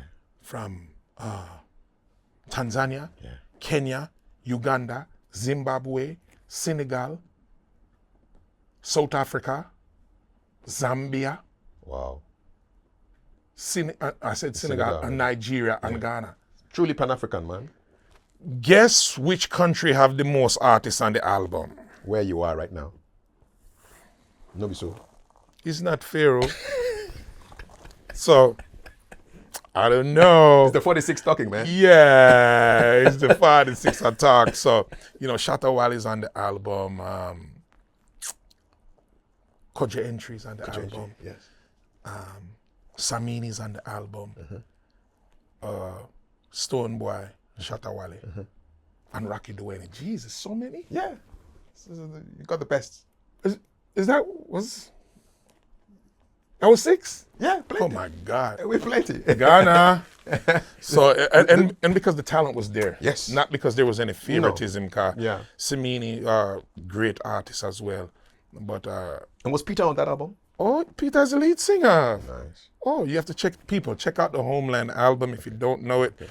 Right here on this amazing podcast. You know it now. Yeah. And go and discover the catalog. Does he still visit you in your dreams? Yes. I dreamed him last week. Oh, really? Yep, right before I came here. Yep. The night before I fly, I dream my father and Peter in the same dream. Wow. Did they say anything to you? Yes. And I'm listening. So. Good vibes. Yeah, man. Positive vibes. When you wake up like that, being visited by people who are no longer with us on this level, how does that make you feel, man? It depends on what the dream is. Because you never want to make our ancestors angry. And if they're angry with you, you need to take it as a warning. And if they are happy with you, be comfortable and know that you're on the right page. Carry on. Carry on. Carry on. Yes. Would you say you're in a good place now? Not yet. Not yet. Work to be done? Work to be done. I think there's still a lot of work to be done with the second generation of my family, of music. Yes. And those that are, because there's so much talent in my family. We have actors. My nephew Ruben is an actor. I would love to see him get a great movie deal because I believe that he has the potential to direct his own movie. And I would love to see him get that opportunity, and he can act as well, and he can sing as an artist. But the time that I don't have the time, and I want to start making the time. And if they would, my children and my nieces and nephews who want to do music will humble themselves, because a lot of times this young generation, they think they know it all, you know? There was a time when I thought I knew it all, but when I saw what my brothers, my oldest brothers, Junior and Jeffrey went through, I humbled myself and said, that could be you too one day. Yes. And you are not bulletproof from problems or headache. No. Or being surprised or getting a woman pregnant too early. Because when I first got my first son, Jamiri, it was like a prize. It wasn't me thinking and knowing that it was a responsibility that could change your life. Are you ready to know what this great thing called sex can change your life? Not in the way of satisfaction and enjoyment, but responsibility and pain. That you will, when the baby is born, they wear newborn Pampers. And in weeks, you're up to size 5. You're changing. Changing, and the father is looked at and responsible that he's supposed to buy those Pampers. And then his baby shoes was size newborn, and now he's wearing size 2. So those new shoes are now old shoes. So is that thing where, you know, I saw all of my older brothers having babies, and I was like, well, I want one too. Like it was a toy. And I'm like, well, he has a baby. Why can't I have one too? So I learned very quick that, and realized that It's not a toy. my mind was in the wrong place, because you can't look at a baby as something like it's a trophy, like you want one too, because it's not a pair of Jordans or a new Fugu, you know? And so I'm just showing you my mentality, and I realized and said, if you decide to go and have sex, you have to understand the responsibility, children, that there is a chance that you can get this woman pregnant. There is a chance that you can catch a disease. Out of those two things, you have to understand that at least, let's start at 50% of the responsibility is going to be on you. Do you have a job? Do you have some place to live? And if you did it at maybe 16, 17, and your parents come from the church, you can sure they're going to say, get out. Yes. They don't want to bring you that baby to the church. Especially African parents and Jamaican parents. They got discipline. Get it together. You think you're a grown man? So these things is what I want to make my children understand and plan. Do family planning and then, you know, make the right decisions and think about what you're about to do when you go ask a woman for her vagina. Straight up. How does Papa Gramps discipline the pickaninnies? Now, the older ones, it's different, because as a parent, when you, especially a parent that's, I got a young 5-year-old, you get weak. You get weak, and you find that even grandparents, they become more softer on the grandkids. Exactly. Right? Same way. But for me, I have a baby that's the same age as my grandbaby, right? Because I love children, right? And if God make this child come, I'm not worried. I'm not worried. Let the baby come, because God allow it to happen. Because there's many women that want to have babies and can't have baby. So if God make it happen, and I don't get, and it's with a woman that I love, bring forth the child. So for me, I see a lot of, like my youngest one, Hadis, he is getting away with murder.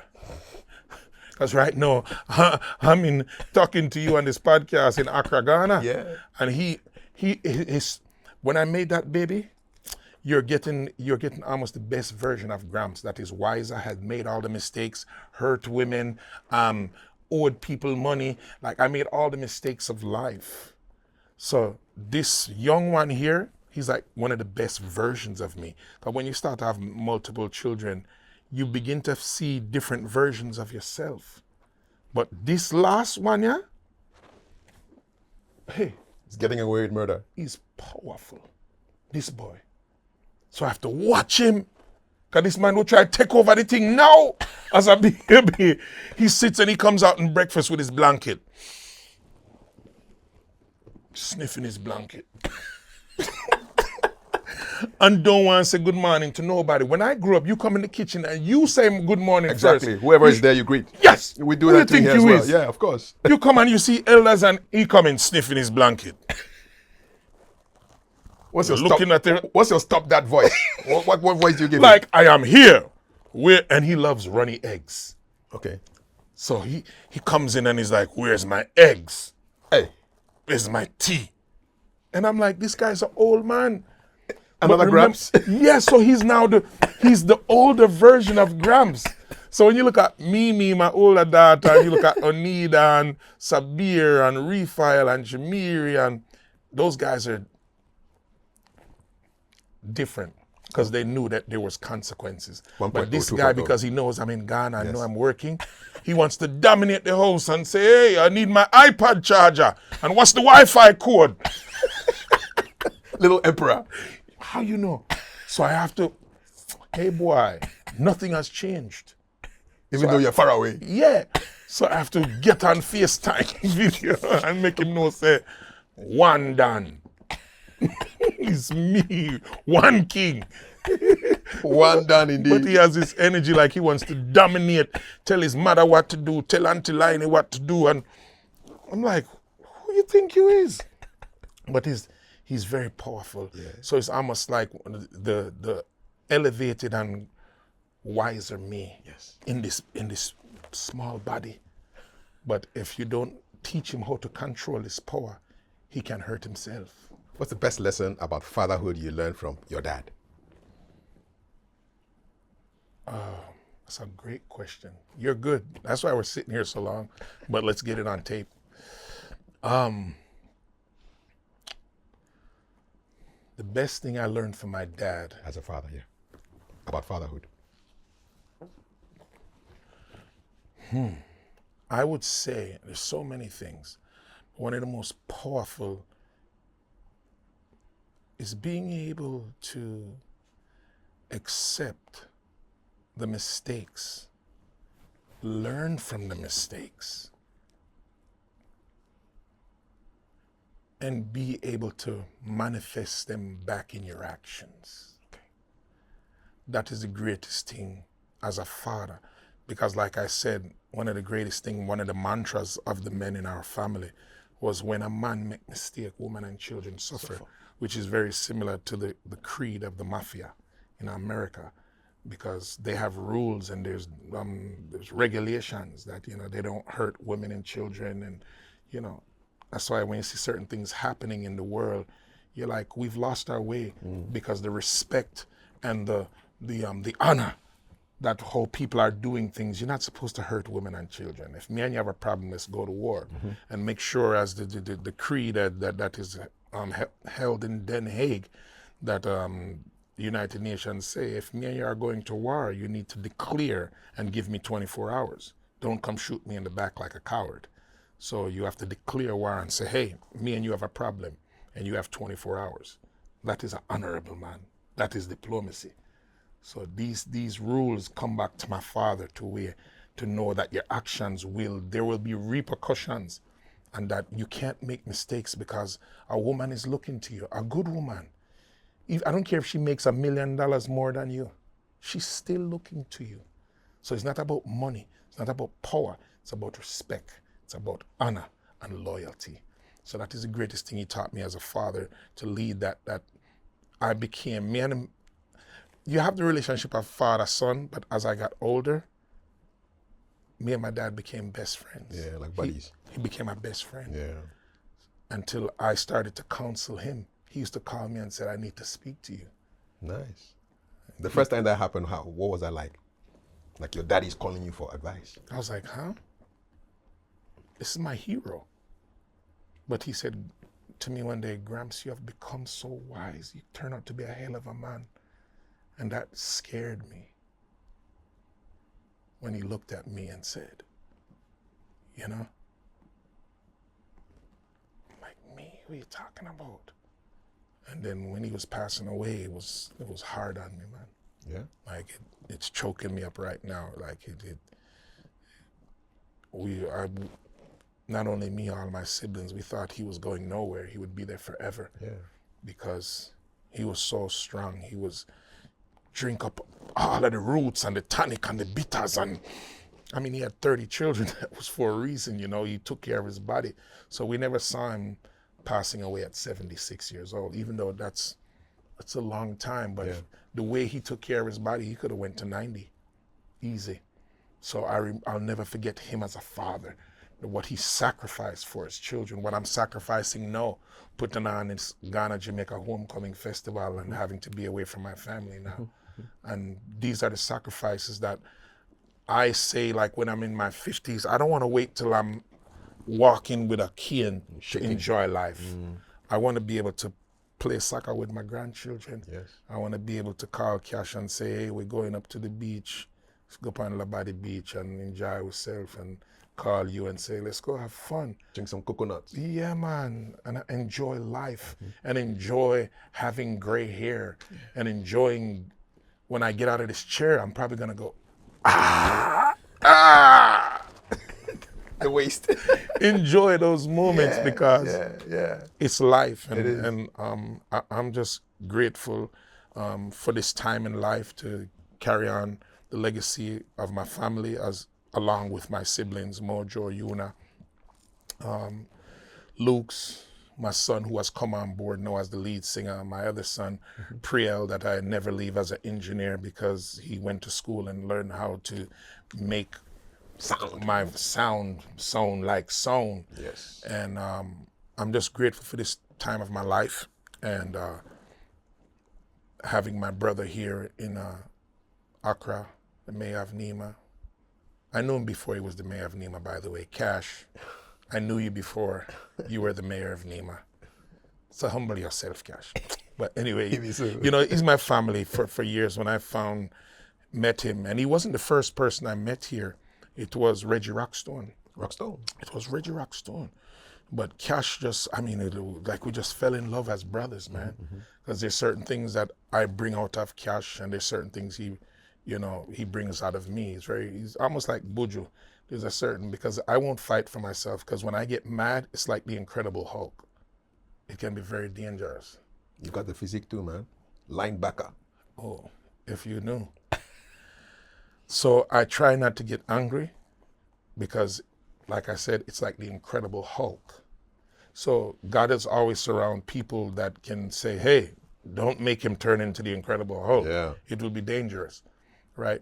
So, and then recently him bringing my brother Ishmael, which has helped to keep us accountable for what we have made as brothers a vow to do, this work of this Ghana-Jamaica Homecoming, this movement. Yes. But it takes a team. Yeah. Right? And that's why I say football plays an intricate part of my life, the game of football, NFL. And then we can say soccer too, which we call football in Ghana. Big up to the Black All-Stars. Yes, yes. And, but if I'm the head coach, I cannot win the game without a goalie. No. And if the goalie does his job to the highest level, the midfielder does his job, the wing, if everybody does their job at the highest level, we are going to win. So not because I can juggle 52,000 times the ball without dropping it, means I'm going to win the game. No, it's just style. That's it. Yeah. Yeah. You're still going to need somebody to pass the ball to. 100%. So this is how sports for me, it really relates to my life and to my business. Yes. I'm from a band first before the Gramps Morgan brand, the Country Reggae artist. Exactly. I'm from a band called Morgan Heritage. And you're still in that band. 100% for life. Yeah. How does the dynamic work? Do they give you 3 months solo and then 9 months? It just happens. Like we have a calendar. We use technology. We use iCal. People use technology to organize yourself. I'm always on my team. I'm like, let's stay organized. I'm on my kids. That you have that iPhone and you're late. No. How can you wake up late in the morning and you have an iPhone? With an alarm. You remember those big clocks like this with the two things on the top that go, now you got it. And these guys, oh, you're going to tell me you're late. You're late? Google Map. You know that I look at your phone being dead as being irresponsible? You know that's an irresponsible. It must always be on. Hey, if I leave my phone charger, you go back. Pick it up. And was it yesterday? Or day before yesterday, I left it and I felt, what are you doing, Gramps? Because your phone is going to die and then you're off. So you have a responsibility to make sure you are connected and can communicate at all times. There's 2 things that I always invest in. I'd never play. Is my phone and my car. Because if I need to get up and move at any time as a man, knowing that I have a woman, children, and a dog, matter of fact, I have 2. What are their names? Grinch and Ryder. Breed. One is a golden doodle, and one is an Australian golden labradoodle. How big? They are beautiful. They're about this big. Side. Yeah. I thought you'd go for like a bigger dog. I did have a Cane Corso, and I realized massive, powerful dog. He's like a lion. What was his name? Is Midnight, as he was full black. I love the name. With a mean disposition. And he was so sweet. And when you look at him, powerful dog, man. I said, black and power. I said, Midnight. What's his growl like, man? Oh, when he growled, he would shake this room, man. Midnight, go back. Oh, listen to me. And he was like a horse. When you see this dog, there was one time I lived on a property that had 5 acres because I had this dog that you have to make him run. If you don't make him run, he's going to break everything in your house. And in Jamaican culture, we don't keep dog in our house. No, we don't. it's outside. Go out. Just like Ghana, man. What is dog in the house? Get him out of here. We in Jamaica, Ghana and Jamaica. We're the same, man. We're the same. So, those 2 dogs, man, you know, like I said, with my car and my phone, I have to be able to move on the dime because a child, we have to get food, we have to pay bills, we have to carry the kids. So you don't play with your car. Yeah. So if it is old, you find a way. If it's getting broken, fix it. My phone, if I see 52%, you're charging back to 100. What are you doing? What are you talking about? Ishmael is going to call me. Yes, man. And I'm going to tell Ishmael he couldn't get me on the phone because my phone was dead? No. And we had a meeting? I get you, man. Before we go, couple of quick questions. You're turning 50 this year by God's grace. Yeah. What does that milestone feel like to you as you're approaching it in July? That my gray hair is coming. I don't see it, though. It's coming. Okay. You'll see some of it. It's more on top of my head. But it's accountability. That I now have to take a look back and say, it's time to look forward. Because guess what? I probably have more time behind me than ahead of me. Correct. So you have to start preparing things like life insurance, because no matter what, we're all going to walk through that door. I thought my father would never die. He was the most powerful man that I know, other than His Imperial Majesty Emperor Haile Selassie. And then the people in that group of man is Malcolm X, Martin Luther King, Bob Marley, Nelson Mandela. There's a handful of those men. My father was one of them. So I understand that responsibility of a great father leave an inheritance for his children. This is in the Bible. Mm-hmm. Amen? Amen. So you have to look at your life. You can't wait till you're on your back to start making those preparations. So I now find that I have to put my estate together, so my children don't have to come and argue with nobody and say, oh, daddy used to own that, because I've seen so many artists go through that. So if we prepare and protect our grandchildren, I don't need to look at my children anymore because I have grandchildren now. Yeah, So I have to look and say, I have to prepare for them that if anything happens, that these things, you have to prepare a trust. Artists, all of my artist friends in Ghana, be responsible. Stone Boy, you have children. Shatta, I'm sure you have at least 2. So the importance of understanding, preparing, and that's why I love when I see artists diversify themselves in creating different business. Use your brand, because records are not selling like it used to. You remember when records were $16.99 on a vinyl? Vinyl. Cassettes, vinyl, and cassettes, and the 8-track. CDs. And the cassette. Yeah. Now people are, digital. You get a subscription and I can stream 40 million songs. Forever. Forever? I want to sell t-shirts for $15. Thank you. You can see the money. Yeah. Yes. Yes. Name of your friend. Yes. And what is in our pockets. Yes, Yes. Money. Money make the world go round. Yeah. So we want to be able to have money to send our kids to school and buy Victoria Secrets panty from the wife. Be so. Yeah. You be so. She can walk across the room and say, baby, come. I like what I see. This is the enjoyment. I don't do drugs. I don't drink alcohol. I'm almost like a Muslim, but I tell people, say the enjoyment is family. Yes. And our loved ones in our life. This is life. Good food, good times. Sit down, good woman. And behind, if the great, I'll leave this one with you. Young men and to all of my friends that are in tune to my voice. The greatest decision as a man that you will ever make is the partner that you choose in life. That's the biggest decision. No, I don't care if it's $10 trillion that you were going to make on a deal. The biggest decision you will ever make in your life is the partner that you choose to walk life with. So choose wisely. Amen. Let's talk business before we go. Yeah. Are you a farmer? Yeah. What do you grow? I grew up pepper. Okay.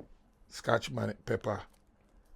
That is one of the staple ingredients in the Jamaican cuisine. They eat it every day. Yeah, I know I am inclined to grow pimento seed because the flavor in that, it's like what makes our jerk. It's when you season that with some roast fish and you smash up some good pimento seed with scallion and garlic and look at olive oil and rub down your fish. I can't give you my recipes, man. Mama, you're making me hungry, man. I can't give, and look at scallion and thyme and yeah, so herbs, I'm getting into herbs because the flavor of food, like food will always exist, all the meats, all the vegetables, but the seasonings is what makes food taste delicious. Special. Remember at one time salt was a commodity. It may still be, I don't know. Yeah. But salt one time was like, hey. It was like gold. It was like gold. White gold. So for me, I'm starting to get into that, and my brother Mojo is into farming deep now, which I'm happy for. He's doing good, growing watermelon and pumpkin and onions and these great crops. So I'm into that, and as well, I have my own jerk sauce, and of course, my wife. What's the brand name? Gramps Morgan Farms. That's it. Yes. So, And your jerk sauce is called? Gramps Morgan Farms. That's it. Yes. So it's a brand, and then we have different SKUs. We have hot jerk, mild jerk. Soon we will have rice. We will have watermelon. We will, different things that I know are staple in a black family's home, which we know oil, cooking oil, rice, sugar. So we're looking to do all of those things, and a lot of that is I look to do it in Ghana because there's plenty of land. Yes, and I want to inspire the young children that they can look at farming as a viable way to live, as a sustainable way of income, because farming is looked at as the old man's job. Yeah. And I want farming to be looked at again as, it's cool. Take time with farming, as something cool. So that's why for me, the statement, it's cool to be conscious, is very important to make kids know that you don't have to be the silly guy, or you don't have to be the girl, the first girl in your class to have sex in high school to prove to your other female friends, like, oh, I had sex with him. Oh, I gave her a kiss. Because that's where kids are they feel they have to sensationalize their life in order to impress each other. Yeah. And social media has made that worse. Made it worse. It has amplified it 1,000 times. Yeah. So these are the things we're facing, but we have to adjust. Indeed. Yeah. You don't smoke it, but would you grow it? Absolutely. Cannabis? Absolutely. Okay. It's a medicine. It is a medicine. It healed my son, like I said to you earlier. Is it part of your farms? Do you grow? I don't grow it. You don't grow it? It. No. Okay. No, because it's a thing where, and that's why Rastafarians make such good farmers, because it's something. Plants are living, breathing elements. So you really have to have an energy. You have to be in a good space. Like even sometimes when you go and touch a plant, so I've heard, when you touch a female ganja plant, if you touch it after you have sex with a woman, you kill the plant. It starts to get seeds. So when you grow a marijuana plant, you 95% of the time don't want the ones with seeds. So there's a science to it. And even growing up, my grandfather, Cleveland Morgan, was a farmer. He was, even in America, he would grow corn and tomato and sweet pepper. And this is in America, in this little piece of land. Yes. It wasn't a big space of land like when you go Kumasi or go outside. No. Backyard. Look, backyard farming. And he used to, when we used to go see grandma, he would give us corn. And so I saw at an early stage that you can grow your own food. Yes. So these things stay with me for life. Yeah. So I always saw farming, and then I started learning the science of farming and hearing that when there's a full moon, that's why you have the farmer's almanac. Yes. These Very are well. things are real, and Yeah. and that's like astroscience, I guess you want to call it. Traditional knowledge. Traditional knowledge. Yeah. Yeah, some may call it voodoo. We don't care. What them call it? What they call it in Ghana? Yeah, voodoo too. We have voodoo. Voodoo, Yeah, yeah. It came from here. Yeah. So some people look down on Voodoo, it. Juju. Yes. Yeah. So it's something that's looked down upon, and we shouldn't. We shouldn't be afraid. And Science. I understand where it came from, because through the slave trade we were told to get away from that. Yes. And that is evil, and come to Christ and come to. So is that thing where we that's even part of where with Ghana-Jamaica, it's not like we're gonna teach Juju at Ghana Homecoming, Ghana-Jamaica Homecoming Festival. Juju classes, sir. Yeah, Juju class, come. But I think there's something about it that we should respect it. Yes. And it's not for everyone. I don't know much about it, but I know it exists. Indeed. But the same way you respect that, the same way, no, I'll say this, the same way that people look at the Irish and say the 4-leaf clover, it brings luck. Good luck. Shamrock. You have a shamrock, and we're Irish. And we as the black man embrace that. Yes. But if a Juju man come and say, hey, this will give you $1 million. Yeah. So, Hey, Juju man. What are you doing? Yeah. But you go to the Lucky Charm and be, the 4-leaf clover. Gypsy and all that stuff. And gypsy and them thing there. Yeah. That's why Steel Pulse said, give I back I witch doctor. Ba-da. Don't. You dig? Don't. So this way we want to understand it. These are things where, we want to be a part of it will be a part of the festival. Indeed. Not necessarily as a Juju, but the respect of it. And also, you see people, you hear about the rabbit's foot in America. Yes. It brings good luck. Lucky charm. And we look at it and we say, and we embrace that. Yeah. But we run away from our own. And the last one is the holy water. Yes. In Jesus' name, Holy Ghost. Yeah. Fire. But you fight against the man in the bush. Yes. We have to reason. I'll say, I am what I am. I am. That's it. Yes. Before we go, Jamaica, there was a hurricane some time back. How did that affect you?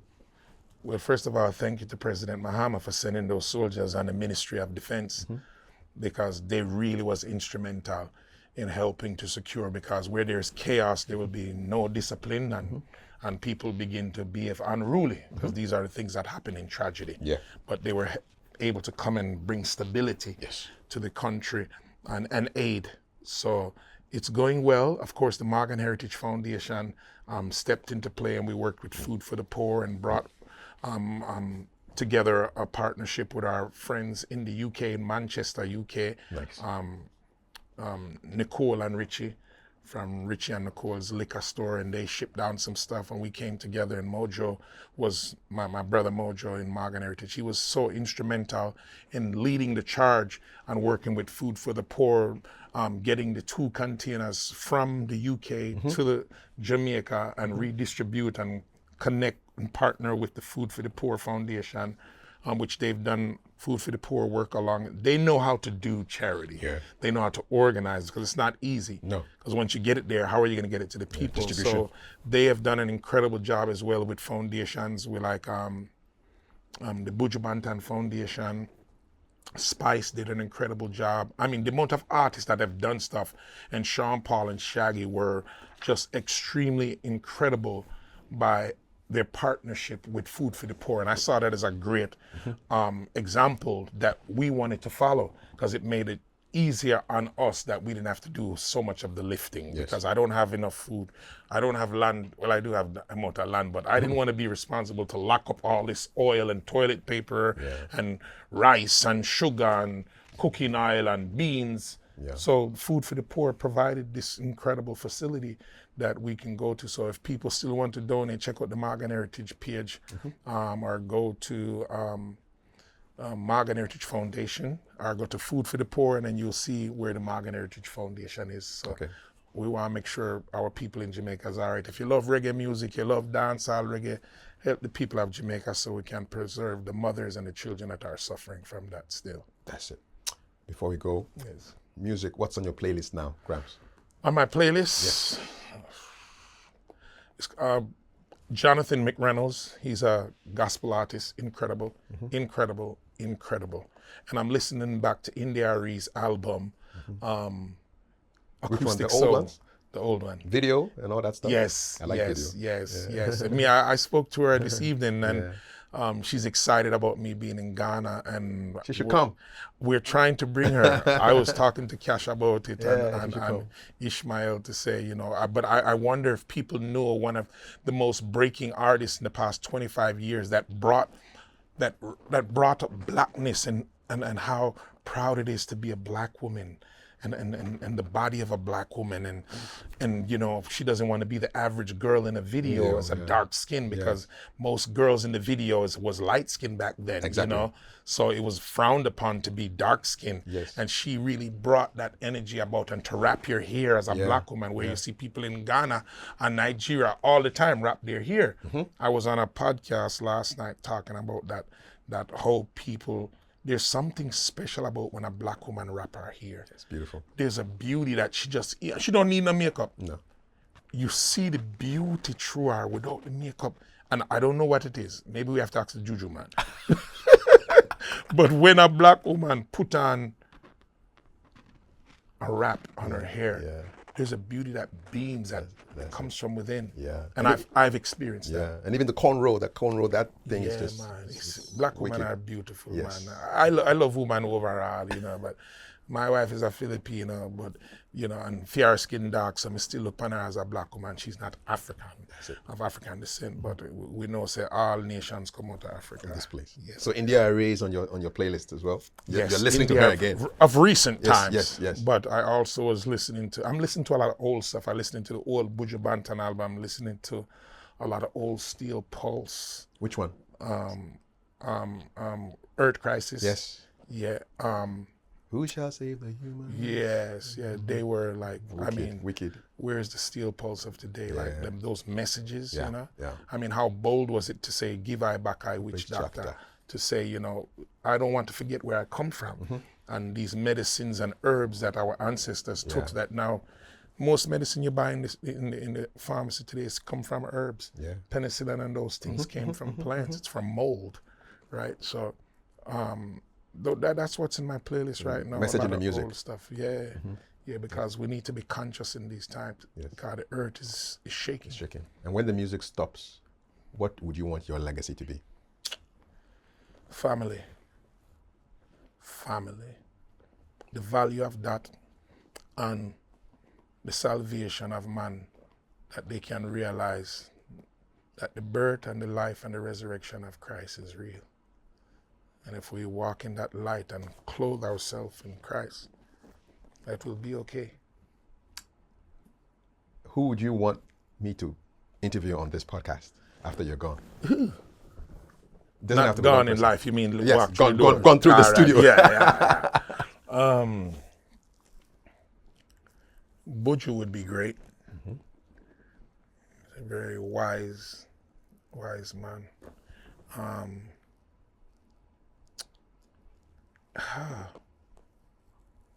That's alive. I would love to hear you talk to India Ari. I'd love to talk to her. Yeah. And I'd love to hear you talk to a guy named Damon Dash, which was partners with Jay-Z from Rockefeller Records. Okay. He has a lot of experience and pain that he can testify about on what he's been through as an executive, as a man, as a father, as a husband, that he could teach a lot of young men today. Because I believe testimony is true and confession is good for the soul. Good picks. Yes, I am. That's your camera. Yes, I am. Say whatever you want to say. To my everybody, people. we say Morgan Heritage till the year 3000 and beyond. Rest in peace, Peter Morgan. May his life be remembered and his voice never be forgotten. One of the greatest singers of all time. I will continue to say his name in truth and in spirit and let everyone know about his legacy. Rest in peace to my father. We will continue to honor him and carry on the legacy of what he has put and instilled in us as humans in this earth. So the Morgan Heritage family legacy continues. And I can't wait to see everybody at 2026, December 4th and 5th at the Ghana-Jamaica Homecoming. Yes, I. One love. Yeah, man, every time. Yes. Thank you. Good one. Good one. That's our conversation. Yes. Leave in the comments. My name is Kafui Dey. God bless. Hey, that was probably one of the. Oh, that interview was serious. Thank you. We could have went on. Oh, and we on. could have gone, These man. guys went and took a pee break. It's a conversation, man.